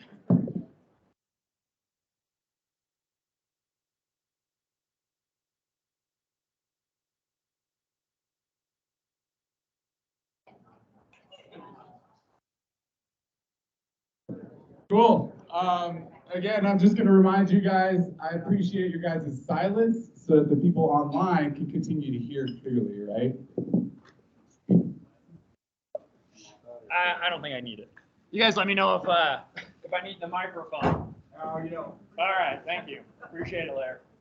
So here's a little bit of overview of what we're gonna talk about. I'm probably in the wrong place. So we're gonna summarize 22-23 season for you guys first, and then we're gonna talk about our 23-24 season coming up. Last year, Sky covered a lot of this. We opened October 31st. We closed on the 29th.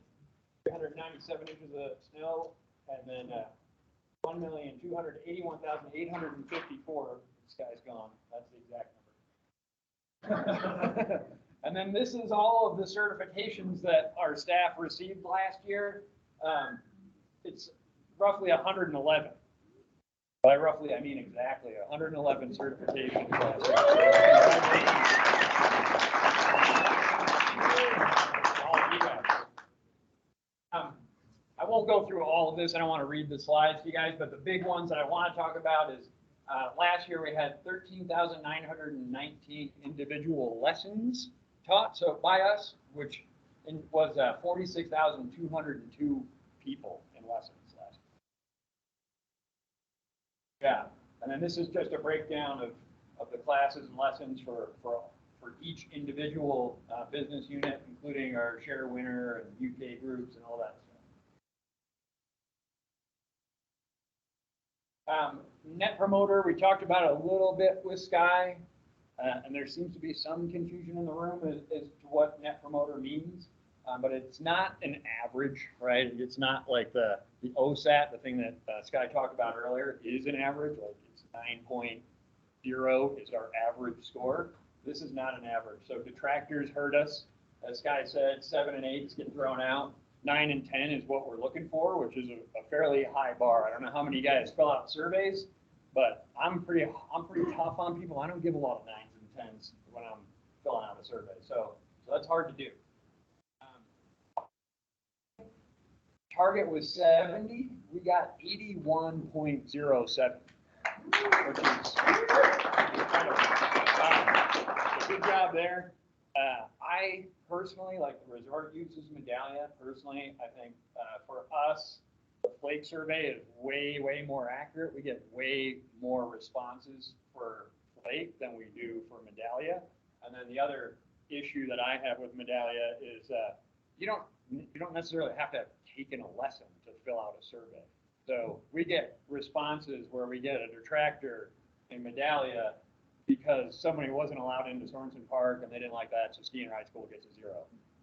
The perceived value wasn't enough for them. They're like, oh, it's too expensive, but they didn't take a lesson, so I'm not really sure how they knew it was too expensive or worth their money.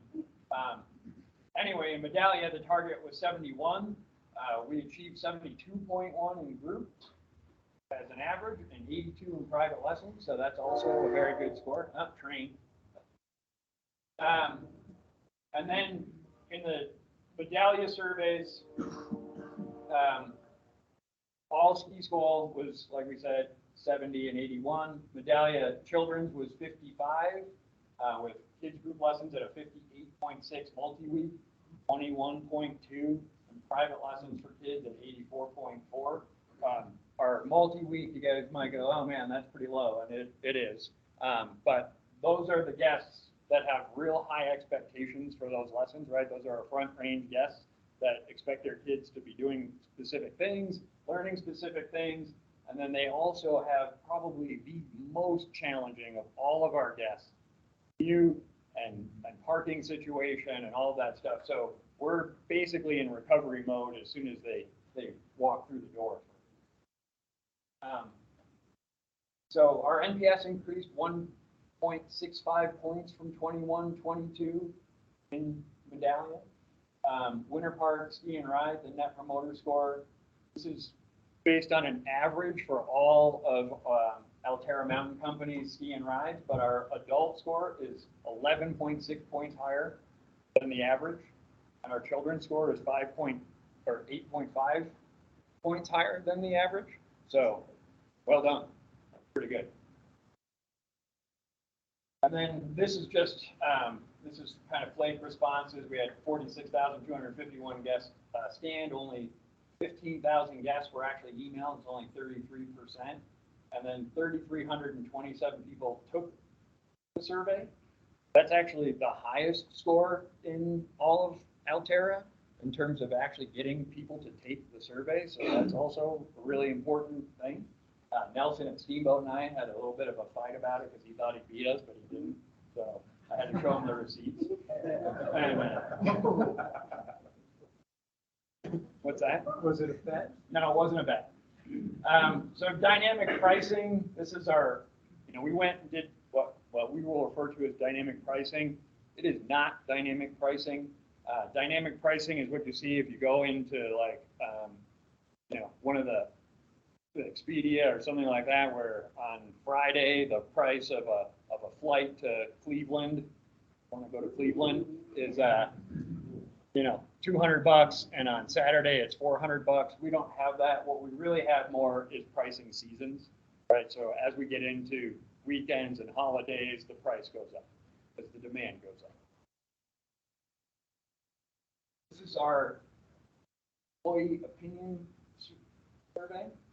So our engagement score was 81. That is up 7 points from the year prior, which was 74. And then our enablement score is at 83, which is up from 77, so 6 points from the year prior. So making some progress there. Our participation rate also made significant progress, 88%, which is fantastic. From my perspective, I would love to see us at 100%. That might be a little unrealistic, but I think it's a good goal. Here are some of the things that were positive trends for us. So just in engagement, I rarely think about looking for a new winter job.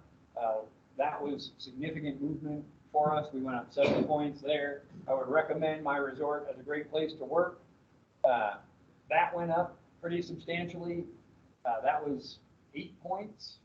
But that went up. Overall, I'm extremely satisfied with my resort as a place to work. That went up 10. I'm proud to work for my department. That went up 7 points from the year prior. So, more positive. Okay, and then in the enablement section, I have the authority to make decisions that improve my quality of work. That went up 9 points. My department shares information that impacts me and my job. That went up 5. Where I work, we set clear performance standards for service quality. That went up 10 points. And then I have the training I need to do my job effectively. That went up 3 points. And then we talked last year about some gender disparities in specific questions. And we still have some of that we'll be working on this year. I regularly receive appropriate recognition when I do a good job. There's a pretty wide gap, 13% between male and female. And then I receive timely and effective feedback on my performance. That's a 11% difference. Then we also had some variations in based on how long you worked here or your certification level. The people that have worked here not quite as long have scored us a lot higher than the people that have been here for a while.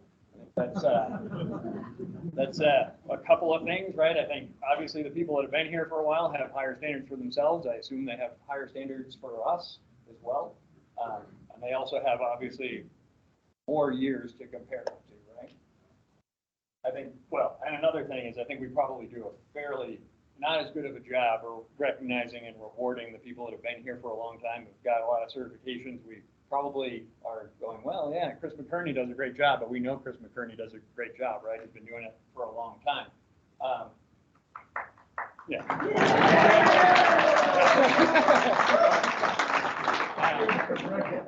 So yeah, so that'll be something that we're focusing on to try to let you guys know that you're doing a great job and not just expect that Chris is going to do a great job every day. And then here's some opportunities for us to grow a little bit. So I feel excited about the future direction of Alterra Mountain Company. Hopefully Sky and Tom's presentation made you a little more excited. About the video.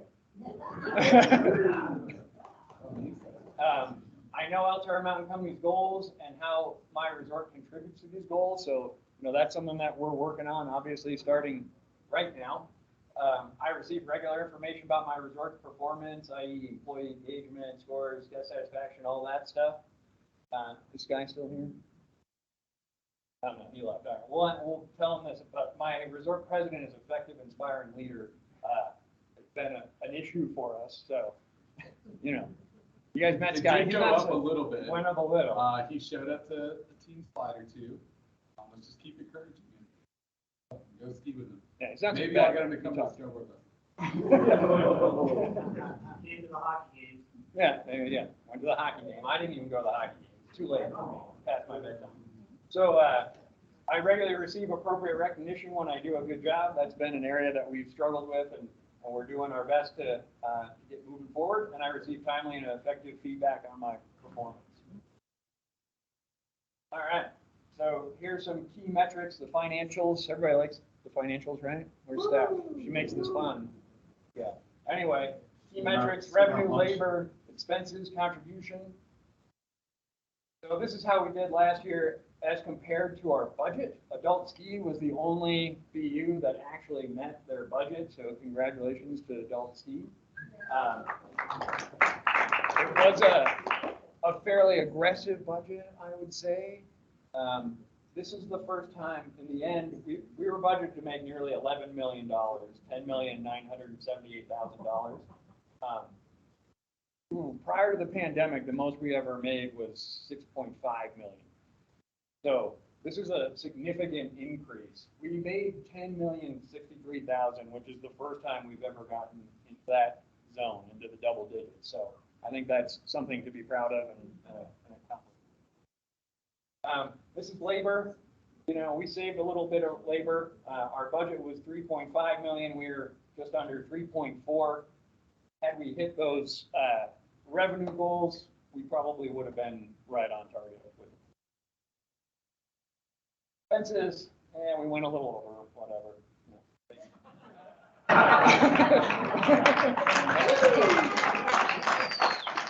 And then contribution, 6.5 million, a little over 6.5 million. Like I said, you know, not very long ago, that was our revenue targets.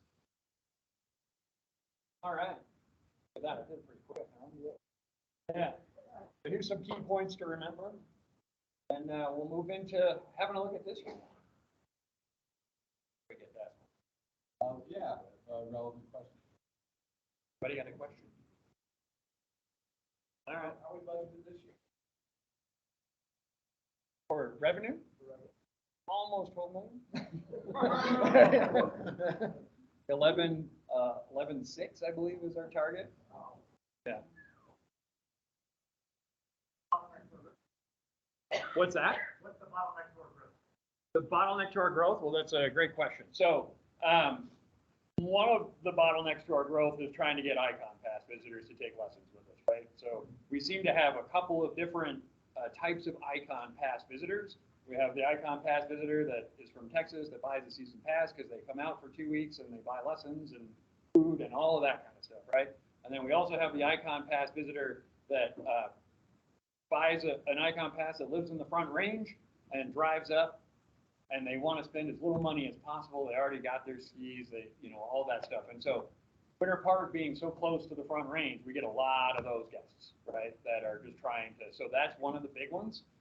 We used to look at penetration in terms of skier visits, right? For ski and ride, and our penetration has kind of been dwindling as our Icon Pass visits go up. So that's a big one. And then Tom and I always, when we sit in marketing meetings, are always like, we'll bring us, the same people that go to Steamboat, and then, we'll make 20 million too, right? Because those guys, Steamboat's busiest day is Monday every week. Our busiest days are Monday during Christmas and spring break. That's it, because they have destination guests coming every week, all year. So yeah, that's a big one. Any other questions? I think we're gonna be doing, the marketing gal, I think, so. Nicole, Sorry.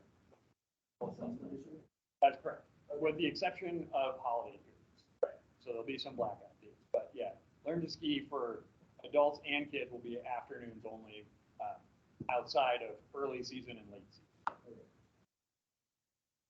It varies. Okay. Yeah. I would strongly recommend you guys reference the website. Still have morning. Correct. Yeah, it's going to be a little bit cheaper in the afternoon is the idea, to try to drive some of those people that are, specifically the people that are, we get a lot of people, obviously the mornings are more popular than the afternoons for a lot of reasons, but the most, or the biggest reason is because people want to learn to ski and then they want to practice on their own in the afternoon, right? Well, we are starting to get quite a few people that come up and do this as kind of like a bucket list kind of thing. Right. They just want to have the experience. And so the afternoon is what we're going to be targeting that audience for. Explain the learn. Is that like beginners that are just having half day? It is very first timers. Oh, sorry. So the question was, can you explain the Learn to Ski product? And the Learn to Ski product is a bundled product that includes lift ticket, rentals, and the lesson, and it is a half-day product. And kids and adults both. And in the peak season, it'll be just the afternoon, but in the shoulder seasons, when we're not very busy, it'll be morning and afternoon, both the kids and. That means that there are going to be morning half days. Only in the shoulder, in the very peak, or the very beginning and the very end of the season. Yeah. How Sure. are you staffing that? How? Half day. So the afternoons are, so the question is, how are we staffing the product, especially the afternoons? The afternoons are traditionally slower for us in every other product. So it's slower in adults, it's slower in privates. And so basically the idea is that, we generally send quite a few people home in the afternoon in adults and privates. So it's the idea is to try to get those people a full day work and have people come in the afternoon. So it shouldn't be, hasn't been, the afternoons haven't typically been a problem for us to staff. 1 hour less, which is complete. Correct. It just completely replaces first tracks. So it's an 8 to 9, one-on-one. It can't be 1-on-2. It's always going to be 1-on-1. And tracks. So the follow-up to that one would be, if I take a lesson, if I give a lesson at 8 to 9, that person, I sell them for the afternoon, not the walk-up price. So the question is, if somebody like pre-books their pro tips lesson, will they be able to then roll like maybe an additional booking in the afternoon at like a pre-book rate, or is it going to be the walk-up rate? So traditionally, we've always done a walk-up. If you book something day of, it's walk-up rate. Right, but I'm talking about if I did the pre-book. Yeah. So the same is true for private lessons. If they've pre-booked for a 3-hour and they want to do another 3 hours in the afternoon, it's the walk-up rate. Why is that? Because that's discouraging people. continuing to take the lesson with you? Not really a discount. Because the reason that we give the discount is so we can plan the business. And so when we have people that are coming, if they come on Monday, for example, and ski, and then they want to come and it's Christmas and they want to come Tuesday, Wednesday, Thursday, we're not going to give them the walk-up rate for that, right? We have to plan the business. That's why. So we want people to book. So if you have guests that you're not sure about, we would rather they book more than less, right? We can always give them back their money, but we need to be able to plan. That makes sense over Christmas. Outside of that, we always in the past been encouraged to roll over our guests this afternoon in private. So that kind of discourages that rollover because they will rather look at it. That's your cost. Well, it wouldn't cost you more because you go to the full day versus half day. So you still get, if you're rolling over a private, you get a half day, you get a full day price, which is less per hour than a 3 hour. So you're still getting a break. Right on. We'll move on to what's new. All right. So financial goals, look at that, I was right, 11.6 million in revenue. 7.7 million in contribution, which is, almost that whole bucket of additional revenue. Employee experience goals, increase ES survey participation. Like I said, I mean, my goal is always 100% if possible, but I think our goal is going to be around 90% since we were at 88 last year. Increase the EES scores. We're doing well, obviously, with EES, but we want to do even better. And then increase ski and ride staffing and retention. We're doing a real good job of increasing staffing already. We're already.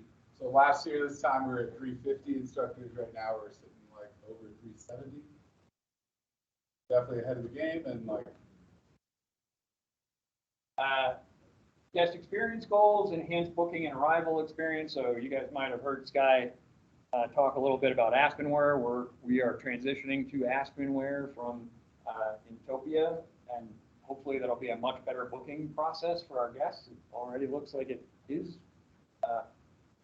Increase Flake and Medallia NPS and respond to 100% of guest complaints quickly.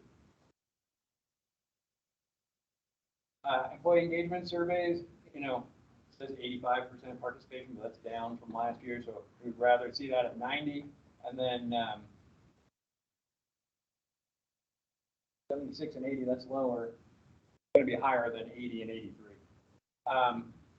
And then for communications, we're going to reduce response time for time off request, share more information on department and resort performance, and then daily communications with the staff. Net promoter goals for Flake, all ski school, better than 72. Medallia scores, adults 72, and then kids 71. Oh yeah. We have some changes as well this year with our management staff. So Matt Rana has taken over for Christian Nation as our camps manager. Jacob Levy has become the ski and ride school director at Solitude. So congratulations to Jacob. So you don't see the assistant director anymore, but we'll work on filling his duties with the staff that we have currently. What's that? We were the ones that reported to Jacob. Oh yeah. Yeah. So those guys now report to me. And we got some new people on the team. I think you all know Dion.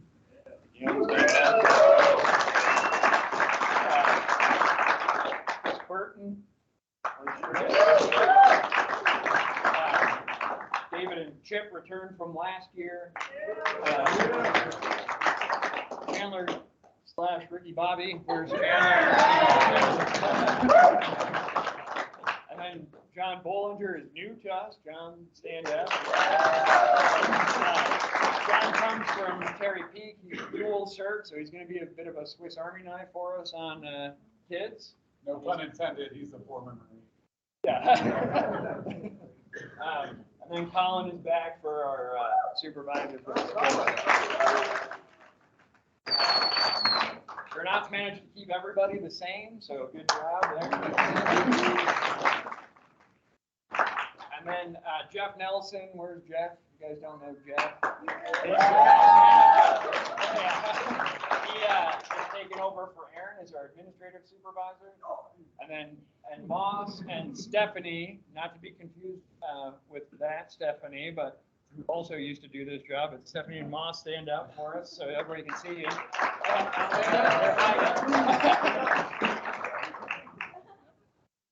And camps, Matt Rana, as I said, is our camp manager, and then Nick Scarangelo is moving from kids into the supervisor role. And then, not sure how many of you guys have met Deanna and Bixby. I'm sure a lot of the people that have done privates have, but Deanna has been our guest service manager for a long time. She's dual report between me and Suzanne Larson. And then Bixby does most of our private lesson stuff. All right, what's new and changed? Women's snowboard camps. There you go. First Tracks is now going to be the 60-minute pro tips, as we've talked about.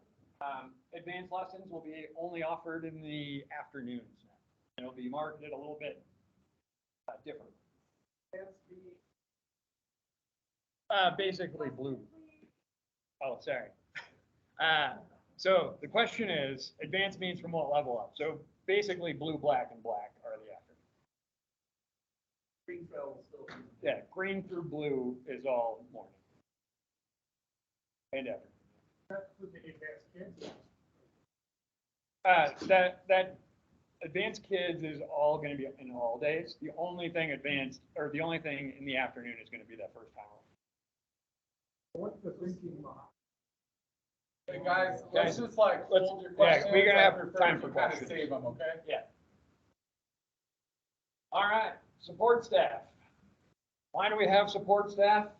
To support our guests through their lesson experience. For a lot of you that have taught kids, how long does it take to get from Sorensen Park to the bathroom and back with 6 kids? Yeah. Yeah. Very, very long time. So if you have one child that needs to go to the bathroom, the support staff can help bring that kid to the bathroom, and it doesn't interfere with the lesson experience for the other 4 or 5 kids in the group, right? And it helps you out as well. What have we told them that the why for your success is in Boston? What's that? So- Go ahead, just talk. So what have we told you guys support staff are for in the past? What have we told you guys their why is? To support you guys, right? That's a different why this year. We don't want them to be like subliminally inferior to you guys. You guys are all here to improve the guest experience. That's support staff's why. Okay. All right, so we've reduced the number of support staff positions, and there's a reason for that. It's not that there's going to be less, but we're going to have a lot of our new hired full-time staff those positions. And returning uncertified if they so desire, right? So, and there's a few reasons for that. One is we don't want to have a massive support staff. And the other is our instructor staff has a hard time getting full-time hours as it is. So this is a way to give them more hours, and then hopefully we'll get some more engagement as well with the people who are out there helping, because they're gonna know what it's like to be out there teaching a bunch of 4 to 6-year-olds, right? Here's another new thing. We're gonna operate the Palma and Magic Carpets. So those will all be ski and ride schools.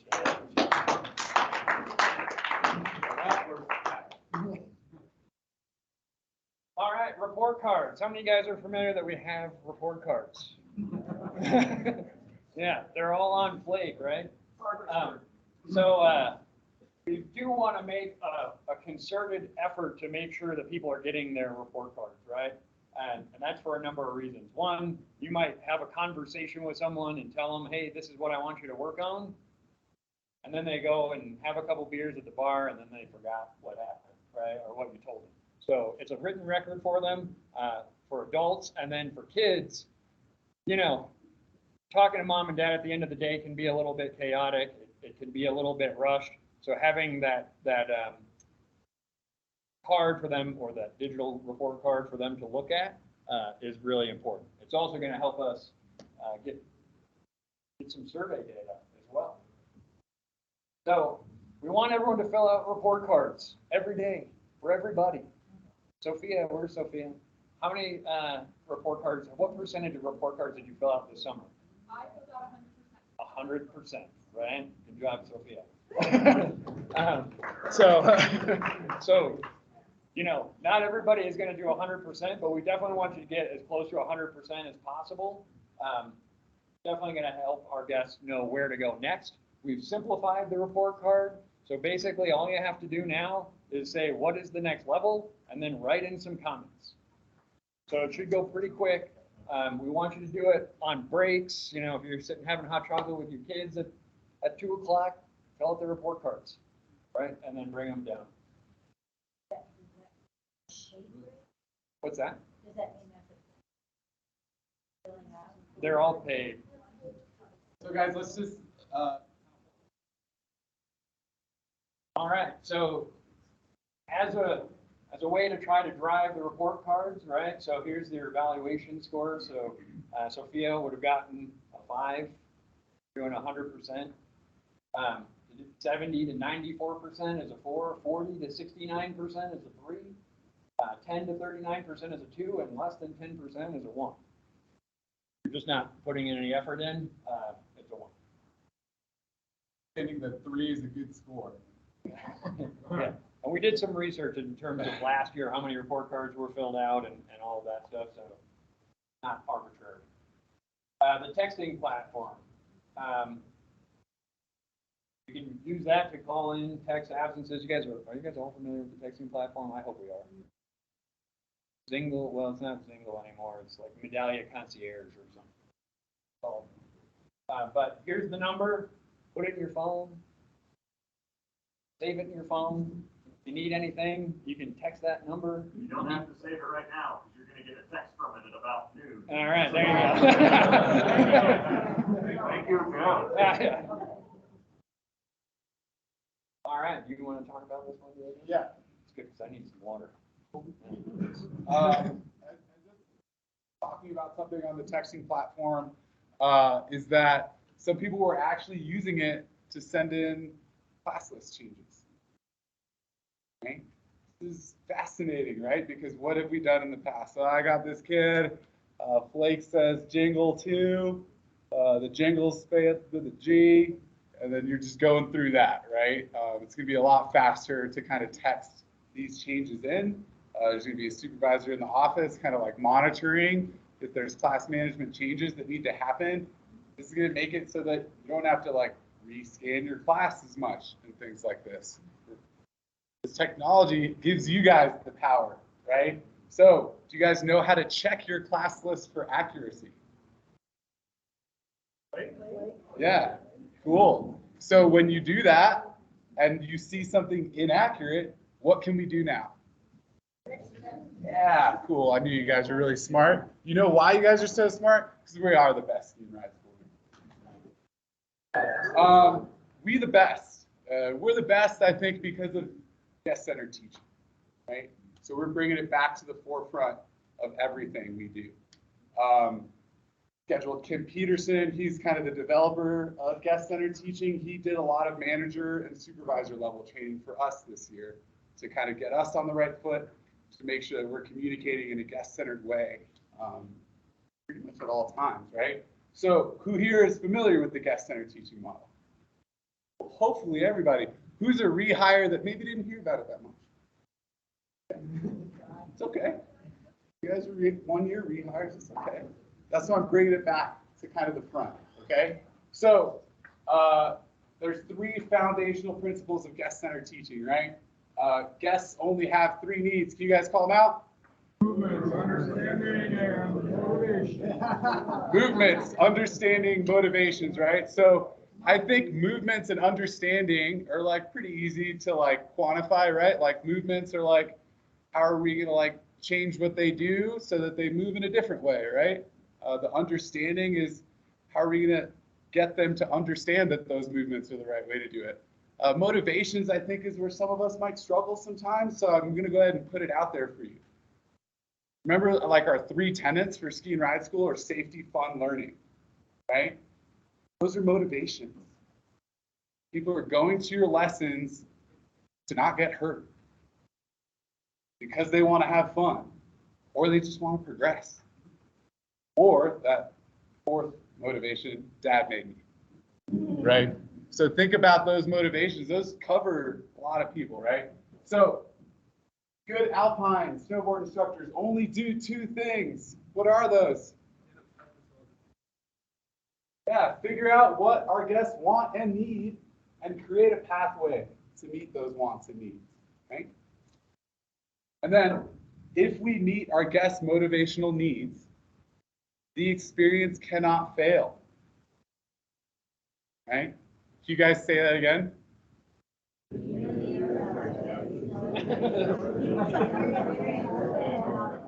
Yeah, more or less.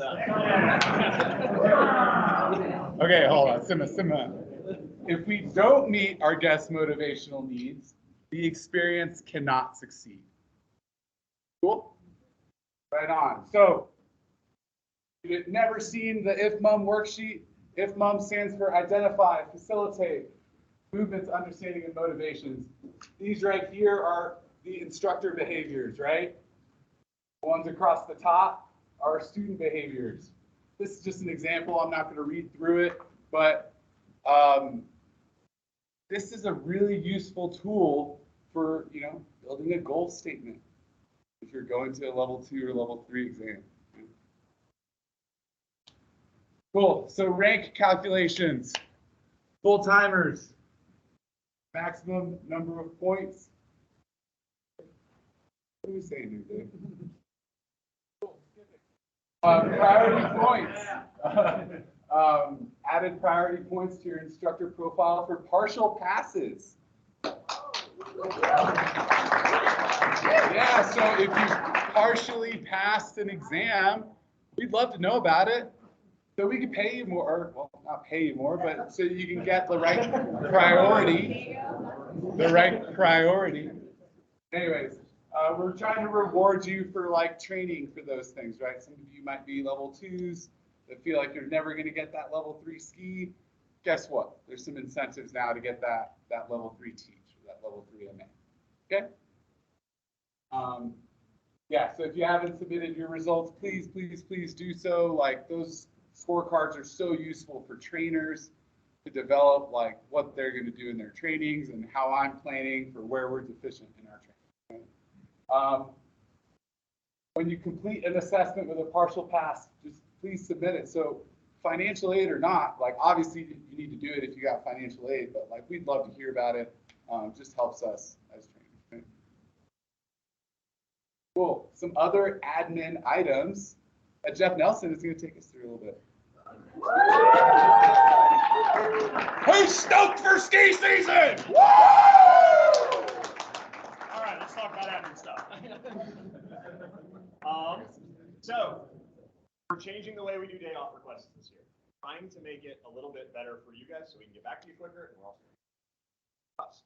So we're doing a lot more of this as the season goes on. Essentially, if you ask for something week, we're going to tell you you need coverage. No matter what, don't care. Don't go talk to Kent because Kent gives you your days off. In a week, you're going to need coverage. So if it's outside of a week, there's more likely chance that we'll be able to auto approve it. So you'll know earlier. Right here. Wow. All right. I don't know anything about private requests. I don't know why I was brought up for that. The part-time on-call policy and the real deals. Real deals are not going to be unlimited like they've been in the past. That is not our decision. That was a company-wide decision.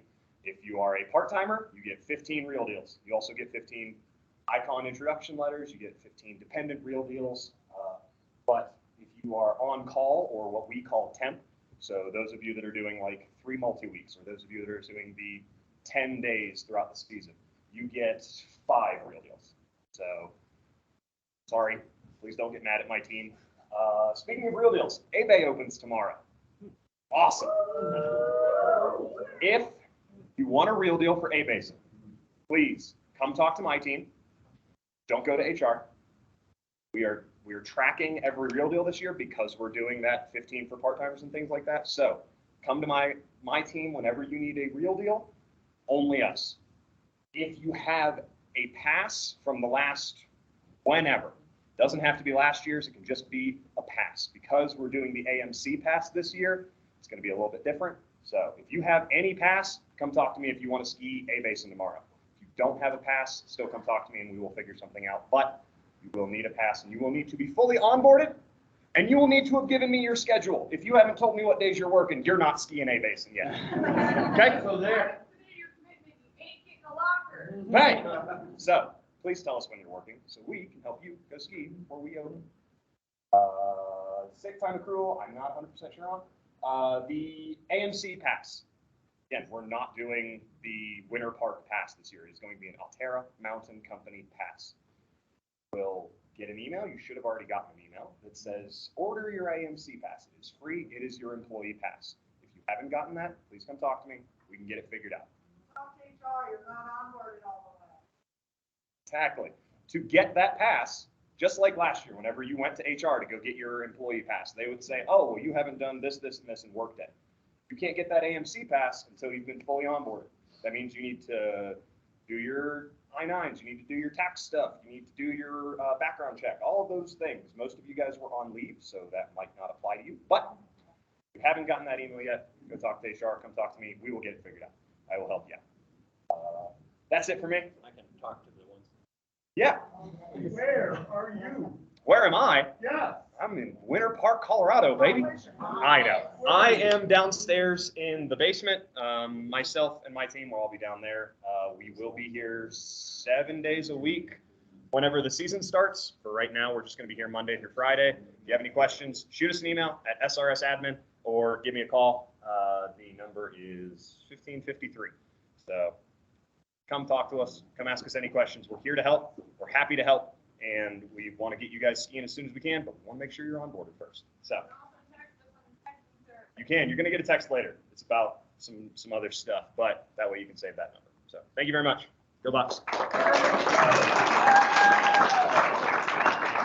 I'll cover a couple of things Jeff wasn't too sure about. Private requests, just so you guys are aware, private requests are not guaranteed, especially if you come to us on December 27th and say, I have a guest that wants to ski with me tomorrow on December 28th, because we're probably already sold out, right? So those are not guaranteed on short notice, and they're also not guaranteed, like, for example, if you're doing multi-weeks and you're in week 3 and you get a request, you can't do that request. You have to pick a different weekend because you're already committed to other guests. The sick time accrual, and Sarah might be able to help me out a little bit with the actual numbers, but last year you just got front-loaded like 6 days of sick time. This year you're going to have to earn your sick time with hours worked, so it accrues over time. I don't know the numbers off the top of Maybe Tom does. I do not know the sick accrual rates off the top of my head. Sorry, they are listed in the employee handbook and in the perks and benefits sheets. Tom may know this. I don't think that they actually accrue based on your hours worked. I think they accrue based on your pay periods active. I thought they were hours worked. It is hours worked? Okay. We'll get back to y'all on that.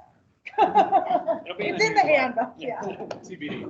Yeah, I'll just add, I mean, this might feel like a takeaway, and it absolutely is. But again, be transparent. If you work a full schedule, you will end up with the same amount of hours of sick time that you would have had front loaded. We literally had people that it was, when we switched to Workday, we basically as a company couldn't get the accrual to work correctly, so we just front loaded all the benefits for this sick time thing. We literally had people that came to the orientation, called in sick for the next week.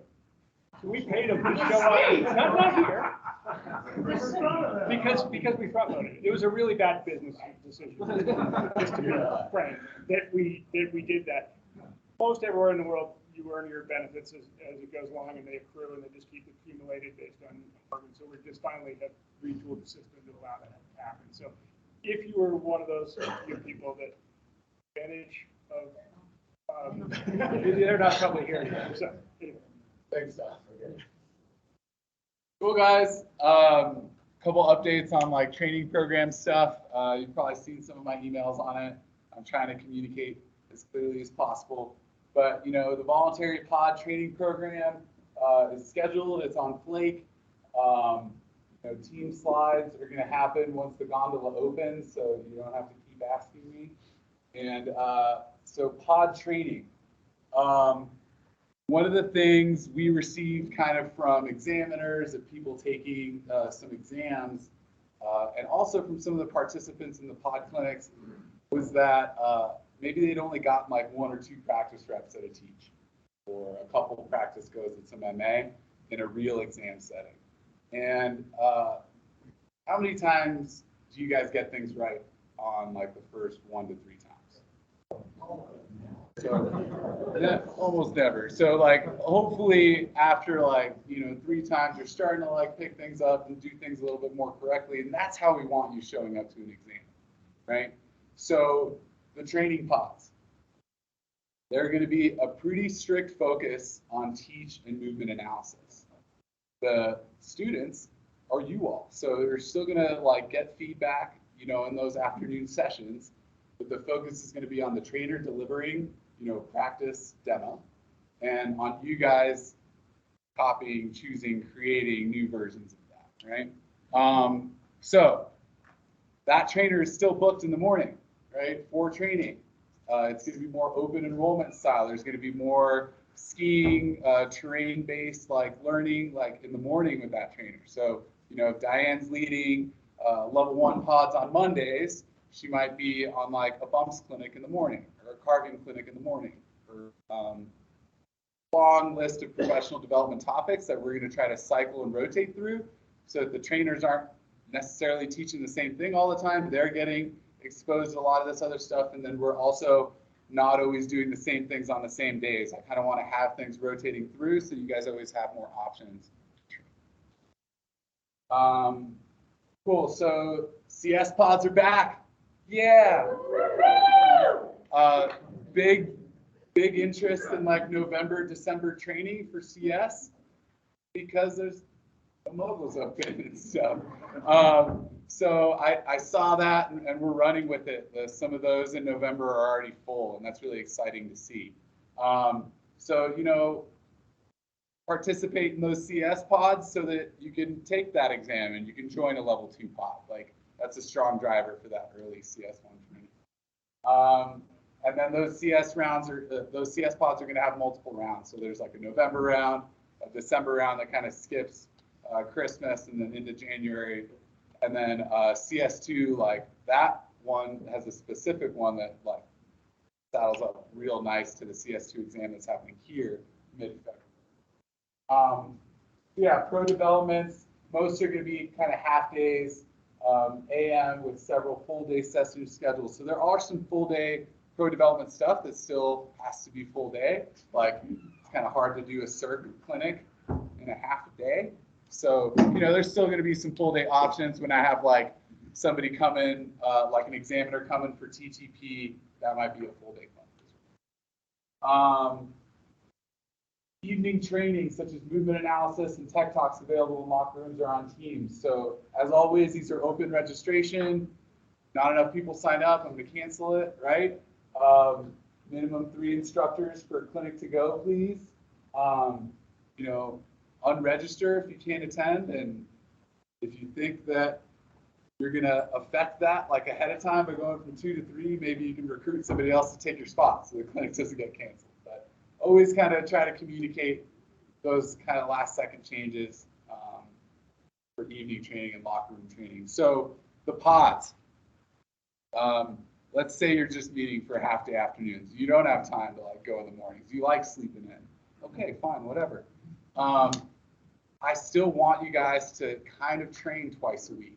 So we put hours back into the pods as evening and locker room training. So if you're in a pod, your trainer is going to come at you week 1 with 2 days as options. Okay, those 2 days, you're going to vote to it as a group. This is going to be our evening online locker room training day time. And it's going to be a separate day of the week. That way you guys are training twice a week instead of one day for 6 hours, kind of spreading that out, that spaced repetition stuff. Right? So thinking about all that, there's a lot that we've updated, you know, like the pods are a little bit different. We still kind of want the same behavior happening in them. Like if you're committing to a pod, like that's committing to like most of those sessions, right? That trainer is like dedicating those days to you. We'd love it if you dedicated it right back to them, right? The trainer's not going to make you pass. You're going to get yourself to pass. But I want to give you guys as many opportunities to like reach trainers as possible. Right? It's overall been like a pretty positive kind of response to like the changes that I've made. If you feel like your voice hasn't been heard, like I'd love to hear about it. You know, I'm always trying to see what our training program's doing and see how we can improve it. Right? You know, historically we've made like really good skiers and snowboarders at this mountain in this training program.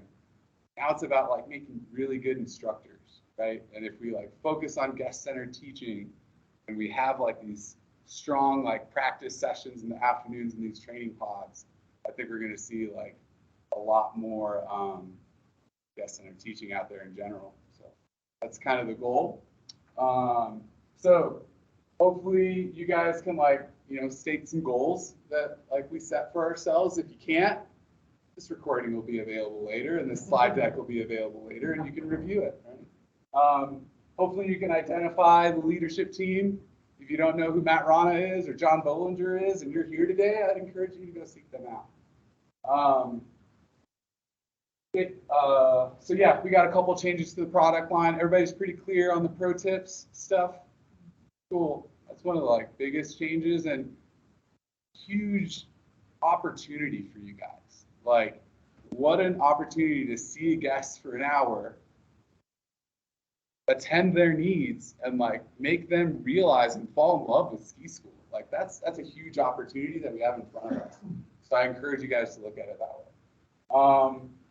Again, we're kind of redefining support staff. They're here for the guest experience. They're here to enhance the guest experience, just like you guys are, just like food and beverages, just like the lifts are, right? We're all here to enhance that guest experience.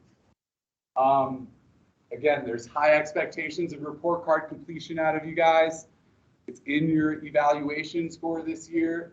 So hopefully that incentivizes you guys to do it. We're gonna have templates on staff files for like a Word document for like, you know, 10 good like pre-typed out comments where you can basically just copy, paste that into the comment box, fill in some blanks for the name. Ideally, you're putting the name in there and you're not just leaving the parentheses, full name, right? And you know, those comments are really good places to encourage them to come back again. Add that little Venmo tag at the bottom if you want. But if they paid you cash, I probably wouldn't add the Venmo tag. Cool. So again, we're going to be taking over lifts a little bit more instead of asking to take over the lifts. Tony was just like, so we're doing this year. It wasn't quite like that. That's what I imagined it like. So Yeah. we just walked into lifts. Yeah. And that. Cool. You guys know how to use the texting platform, or you're going to get that text here in a little bit. Save that to your phone, please. And yeah, what you guys kind of know, these 3 foundational principles of guest-centered teaching. Can you guys try to remind me what some of those sentences said? Cool. So guests have 3 needs. You're the only one that answers. And I would prefer trainers not answer this question. What was the first one? Movements. Movements, understanding motivations. What are those? Yeah, but what are they? Guest needs, right? Guest behaviors, right? And what was the IF in IFMOM? And that stands for what? What good instructors do, right? it's not just what instructors do, because there's plenty of instructors that don't identify or facilitate at all, right? So, again, super important. We're going to have also some level leader training for rehires specifically. This level leader training is going to be scheduled with supervisors the week before Thanksgiving and the week after. Then when we get into December, you're going to start seeing those supervisors put out some guest-centered teaching clinics as well. So keep an eye on the calendar. It's going to keep building. We're going to keep adding more stuff to it, but it was a strong goal of mine to at least get all the pod enrollees in before this weekend to save myself some questions. Right on. Yeah, I think it's a good time for questions. We had questions for Scott. Tom is still here, so he can answer some of the questions if they're over my pay grade that Sky would have answered. Go ahead, Manny. Okay, the expectation is that we are doing 100% of our report cards. That is not the, well, Well, that we're yeah, putting them up, yeah. or like that's the goal. Mhm. How is the guest side being mitigated? I know a lot of guests don't ever get report cards, or they get the other survey from whatever the platform was. So like they do that survey, but not the flake survey. So is there anything being done so that way, like actually get pushed that survey goes to that one? That's a great question. So Manny's question. Yeah, we're doing it. Manny's, yeah, I'm gonna try to have Sarah yell at me, not very much, but we'll see. I can get along. So Manny's question is, what are we doing to mitigate the issue on the guest side with the flake surveys? Because you're only getting 30%. So we're going to a single sign-on, which will mean that guests will have like one sign-on to do everything that they need to do. And then our guest service team is also going through to clean up, because we have a lot of guests that have several profiles. I'm one of them, right? I have like 3 profiles. So like almost every time that I go, and back in the day when you go to Steamboat and they tell you can go right on the lift, well, mine never worked because they had my old profile. So we're going to clean up a lot of those profiles, is the answer to that. Go ahead. 2 different questions. With partial passes increasing your priority, is that per day? Or if you just have a partial pass for your level? 2 points per day. It's per, so the question is, the partial passes, is it per day passed, or is it just one thing for a partial pass? It's per day pass. So if you passed MA and you passed Teach, but you didn't pass Ride, then you get 4 points. With the new early like tracks that the public has, are we now no longer limited? Or is that still limited? So question is, with the new early ups, and here comes Tom because he knows that I don't have the answer to this. With the new early ups, does that mean we can go wherever the heck we want? So we can still go wherever the heck we want with guests. So that's one. In terms of training, I'll let Tom chime in. You might want to come over here because otherwise Sarah might get it. Yeah, so a couple of things maybe just to add some clarity. The pro tips is 8 to 9 every day, 7 days a week. The early ups pass that guests can purchase is half hour before the list open. So that's 8:30 Monday to Friday, and then 8 on Saturday, Sunday. Okay. So for that first half hour of weekdays, you guys will have other.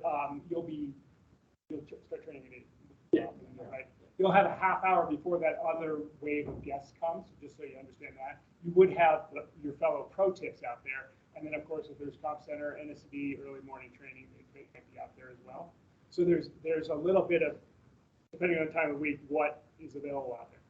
But just to add to that product, because I know Sky mentioned it, but we didn't talk a lot about it, for the guest product, it is going to be the Super Gauge, the Gondola, and the Explorer. That run for that extra half hour. So, and basically anything off those lists, with the exception of if Pine Cliffs perhaps has a Abbey thing going on, or if and the terrain parks won't be open. We'll do our best to keep people out of the Oly Hole. If they go there on their first lap, they're going to be sitting there for half an hour waiting for the lift to start, so they won't have fun. Whether we pull a rope or put signs, I'm not sure what will happen there. If you're training I'd say we haven't, I don't think we've addressed it exactly, but if you're training on a powder day, we should observe the powder day rules still in advance for something with paying for it, 8:30, say. Let's say taking a bunch of laps, anybody, one side or not. Is that all the questions on that one? The only thing I'll add to that about that product is there's many resorts do this. Steamboat's done it for a long time. We've been following their lead. There's a bunch of advantages. Obviously, it's a money grab. Totally, another way to find much like the pro tips. One of the challenges that we had last year, as much as we did a whole bunch of visits, a higher percentage of them were pass holder visits. We don't spend on other things, so we're trying to find other things, better food, lesson opportunities, early access opportunities. So that's one of the reasons why we introduced the product.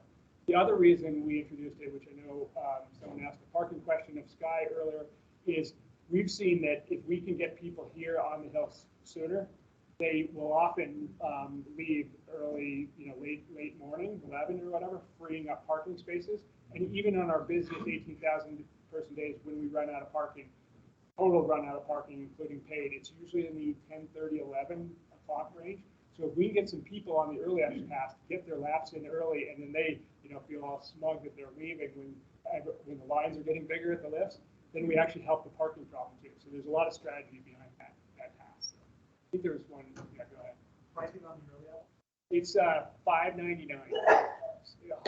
All season, $5.99. All season, or you can buy it for a day, and it's vary. It'll be much like the tickets, but I think it's $49 is probably the low end of it, and $59 or $69. Limited quantities of both the season passes and the daily, so we don't overload it. The quantities were targeted so that the total usage wouldn't exceed, if you might remember, the last couple of years we've had icon or pass holder early apps 3 days a year on Sundays. We would do typically around 1,400 of those people in that first half hour. The pass and the ticket quantity never exceed 1,400 because we didn't have much lift lines. That's the target of what we'll sell. We haven't sold anywhere near that many yet. We haven't really marketed it real hard yet, but we'll see how it goes. There's a quick question. Alterra pass for the employees. Is that also upgradable to the icon like last time, or is it? Yes, there might be. Sarah might have to help. Icon upgrades if you're a full-time. There's different price points. Eligible to icon upgrade, and then there's discount for. When you get your code, it's the same code. You don't have to ask what product you want. You get your code to get your season pass, and you then choose to upgrade at that point. Separate code depending on. I just did the process, and I don't remember there being add-on.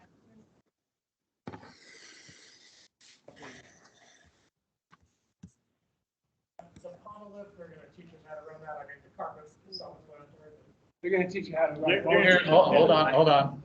We got to repeat the question for the online people. I didn't do that, my bad. So the question is about Sorensen Park lifts. Are the lifts going to teach us how to do it? Yes, of course. We have to follow all the tram board regulations and all that stuff. And the covers are actually dangerous as well. So we'll get training. And we got Jamie over here who worked for lifts all summer. So he's already got a head start, and he's going to head up all that training program. Ollie in the back. The question is, will we run the PAMA till 4? If there's people there, not if there's nothing happening, but yeah. Yeah, go ahead. Yeah, just a thought on training. If we're going to have more do a locker room training at 4 o'clock on Spanish speaking. I mean, actually, we have a number of Spanish speakers who can help us learn a ski instructor specific Spanish words. We're having more Hispanic guests. It would help me if I knew how to say left and right. Yeah, so the question was, will there be training for instructors to learn some Spanish to help, maybe on the low end, just help guide a guest through a lesson, maybe not converse with them, but maybe at least guiding them through that. Last year I tried that. It was mostly like on snow clinics, like 2 to 4. Didn't seem to be a lot of interest. I like your idea of potentially making it more of like a afternoon discussion, and I'm definitely more available from 4 to 5. So I'm up for it. I'm here for it. I think the biggest challenge with training you guys Spanish is that I'm just going to talk to you a little bit about Spanish. We might practice a little bit there, but then when are you actually going to apply that onto a lesson? I don't know. So it becomes kind of difficult. More and more Hispanic, yes. Yeah. One of the things that I kind of posed to marketing was that because it's challenging knowing when we have a Spanish speaking instructor here, it might be easier for us to kind of start to think about how would we provide this as like a Spanish camp, like an adult camps or kids camps, where we could kind of schedule those instructor ahead of time for those products. Yes, Chip? Mine goes along. As it becomes a camp or a program like that, how are we partnering with marketing and HR to drive more employment of Spanish speakers from those markets? We can also draw employment from them too. For ski schools, how are we working for all the employment? Yeah, I mean, that's less with marketing and more with recruiting and like Tracy Arrington and stuff. And she's definitely, formulating at least like what it would look like as far as what it would cost us to maybe bring in a certain amount of J1 instructors from South America or something like that. But, it's still in the planning stages, but, I'm definitely eager to hear any ideas for sure. What's up, Larry? How many, any new hires coming in are Spanish speaking? Larry asked how many new hires are Spanish speaking, and the answer is I have no idea. There'll be some. We're not sure how many. We could also just have like a cheat sheet, right? I do have a. You have an actual question? Yeah, but Victoria beat you to it. So, Tori.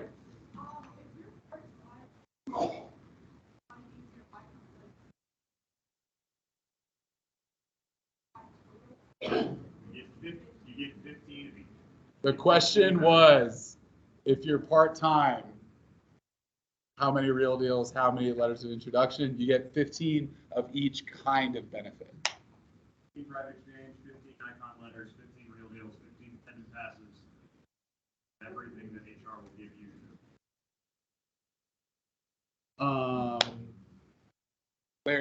Larry, you said you're good. Renee. When we were putting in our schedules, I didn't see the TV. Is that on the schedule this year because of the days? So the question was by Renee. She didn't see a multi-week specific schedule tool, and that's because we're hoping you just pick those days anyways, and we're going to pull you on a multi. We also have, there's a sign-up sheet over by the subway that's over there. So if you're interested and you may not have picked those days. There's one day I didn't pick. Yeah, so sign up and then we can work with you to change the date. Yeah, and if anybody's online that wants to make sure they're in multi-weeks, make sure you're emailing Matt Rana or Nick Scarangelo. Karen? Back to the report cards. Uh-huh. One of the things that is hard for me, like a parent, through how to get to it, I don't have any idea what dates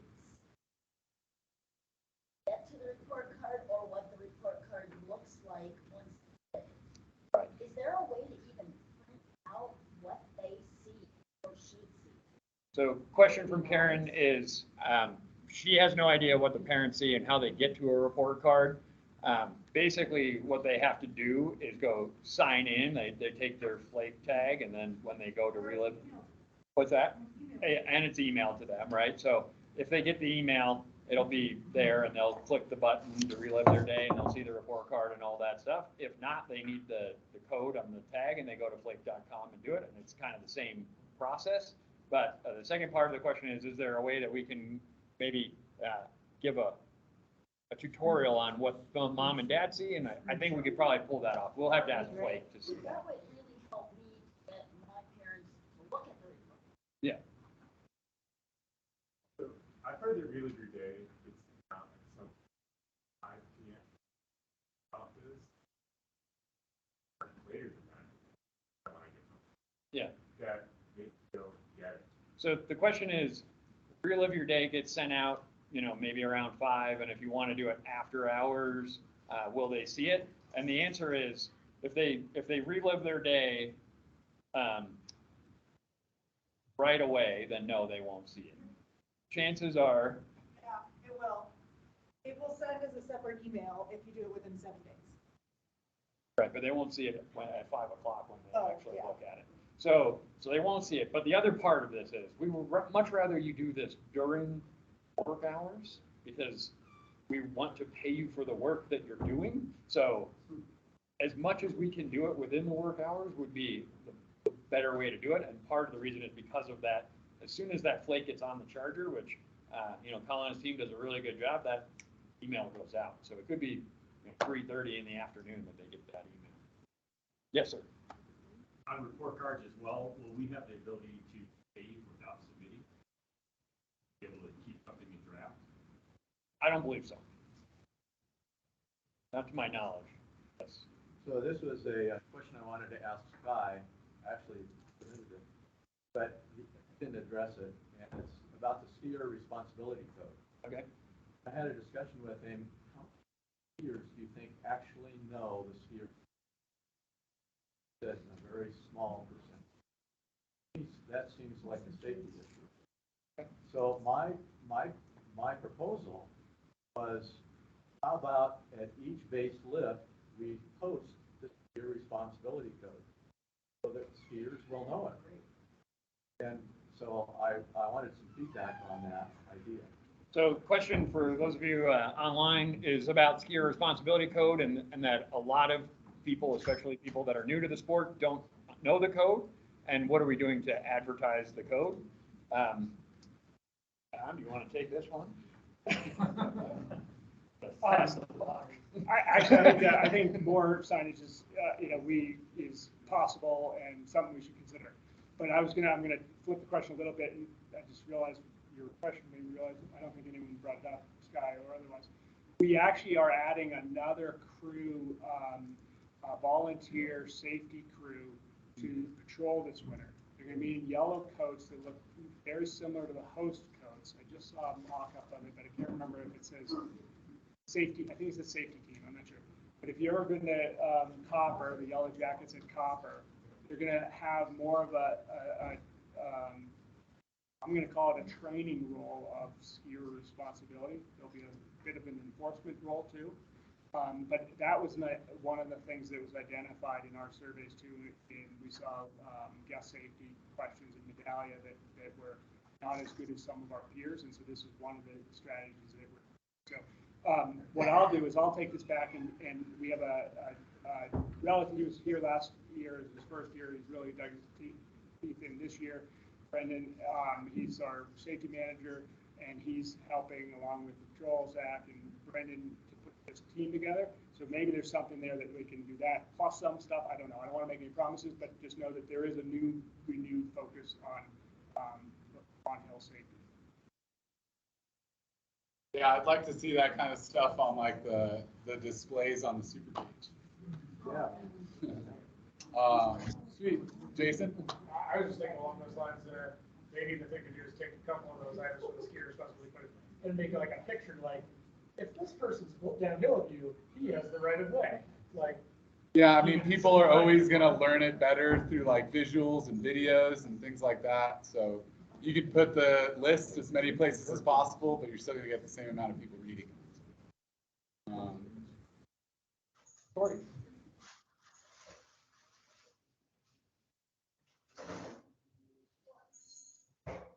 The question was, is the PLC going to be complete by the time the season starts? The answer is no.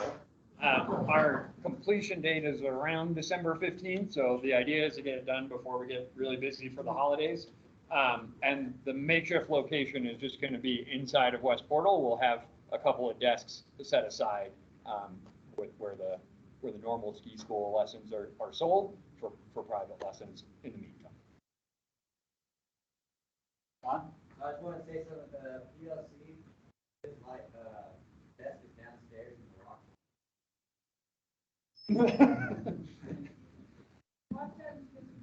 And On the reports, and I really appreciate that you want us to do it during our working hours, but I teach primarily adults, and we don't have breaks at level. So if I'm going from, if I'm teaching them the whole, 3 hours, then I have a quick lunch break, and then I teach another group, when do I get time, paid time? I'm teaching. yeah, so Diane's question is for adult classes, when do I have time to fill out my report card? And what I would tell you is to finish your lesson 10 minutes early and talk to everybody and fill it out right then when you talk to them, right? Tell them what you're working on, where you go next. To me, that's a very valuable part of the lesson as well. Oh, I do that. But Yeah. I'm not with my phone out. Yeah. looking at the- Right, I mean, no. when do I pull my So, phone out? so guys, I need you to understand that like everything is gonna be hard the first time you do it. Okay? We're gonna give you tools to make this easier. There's gonna be a file with lots of different comments written where you just copy, paste, change the name. Like you can tailor it as much as you want, but we're not making you check all the boxes. As like what you're writing down can be like what you're saying to this person. Be like, hey, I'm writing this down for you to be able to review later. I'm not ignoring you as we're doing this. I'm doing this like for your benefit so that you can review like what we did later and you know exactly what to tell your next instructor when you come back. The other thing that you can do with adults, Diane, that's different from kids, is you can verbally give them comments. You don't have to fill out the comment box, right? And just say, click the button that says next level is. And that's like a 2-second process, right? So you're not so worried about just the verbiage contained in that report card, just that it's filling in some way. And they know what level. Correct. What we want more than anything is what a really embarrassing thing for our ski and ride school. Brian's question was, you're not as concerned about the verbiage. You want to. One of the most embarrassing things we see at ski and ride is they had a lesson the day before and they come back the next day and they have no idea where to go. Right. So we're trying to mitigate that to some level. Any other questions? What I'm hearing is that there's some tension between time that we're trying to put in the lesson to get a little breakdown. When do we find time to do more? And our time out at the end of that lesson is the goal organizationally for those, make sure they're completed, generate a survey, and where to show up in the next one. Correct. Yes. Cool. So if we're taking 3 minutes to just blast through those 6, check the, go to this lesson next box, organizationally happy with that? Correct. Yeah. Okay, so I mean, we're not using that as communication. Saturday was the right thing to do. But your next lesson is make sure you get it. you can do as much or as little as you want, is what I'm telling you. So if you want, because some people will be more comfortable just doing it on the lift. Some people will have a break because people have to go to the bathroom in 3 hours. I know I do, right? So like, each lesson is going to be a little bit different. So everyone does it very differently. Sophia did it way above and beyond what she needed to do in terms of how much information she gave this summer. But I'll leave it up to you guys to determine what you want to do and how you want to do it. But we just want to make sure that they know where they're going next, basically. Yeah. The main concern I just have with that is not necessarily more work because we've been kind of expected to do it anyway. But now it's part of the evaluation on something that could possibly carry over into voluntary. That's the thing that.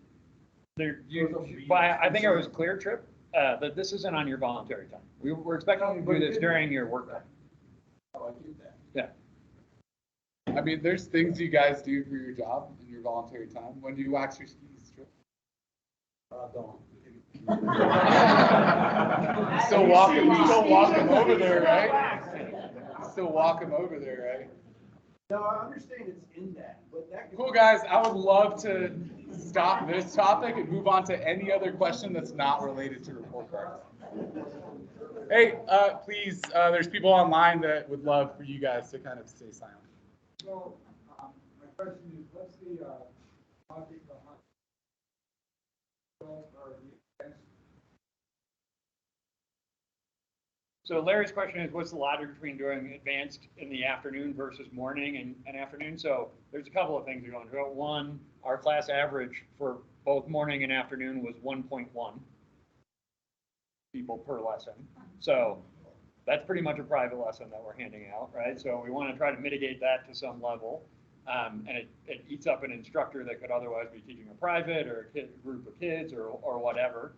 So that is a concern. The other thing that we're doing differently is we're marketing it very differently. If you go on the website, so it looks like a special product, even though we kind of all know it's all the same, but we're marketing it differently to try to drive some business to those, so it looks like a special thing for them in the afternoon to go skiing, right? The other aspect of it is we want to make sure that our beginner guests, which is 80% of our lessons, get skiing in the morning.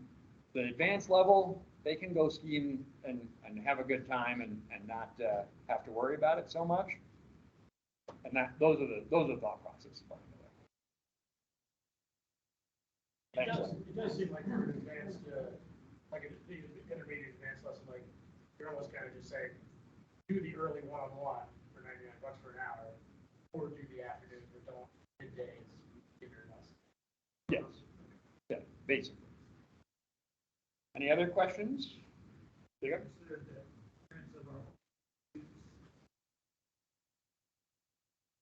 The question is, have we considered that the parents of the multi-week kids can't do the 8 a.m. or the afternoon because it runs over?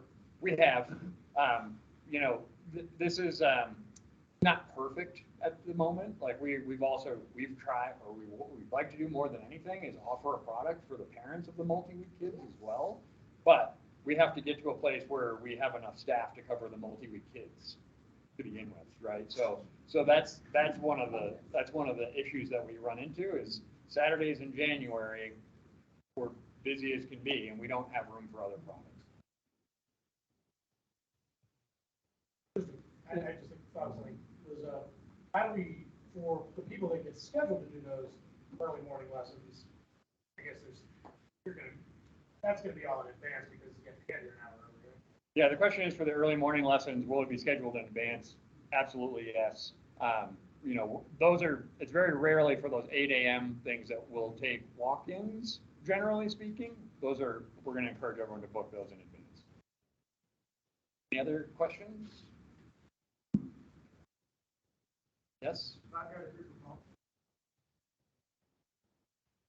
Uh-huh. And they sell them each the next.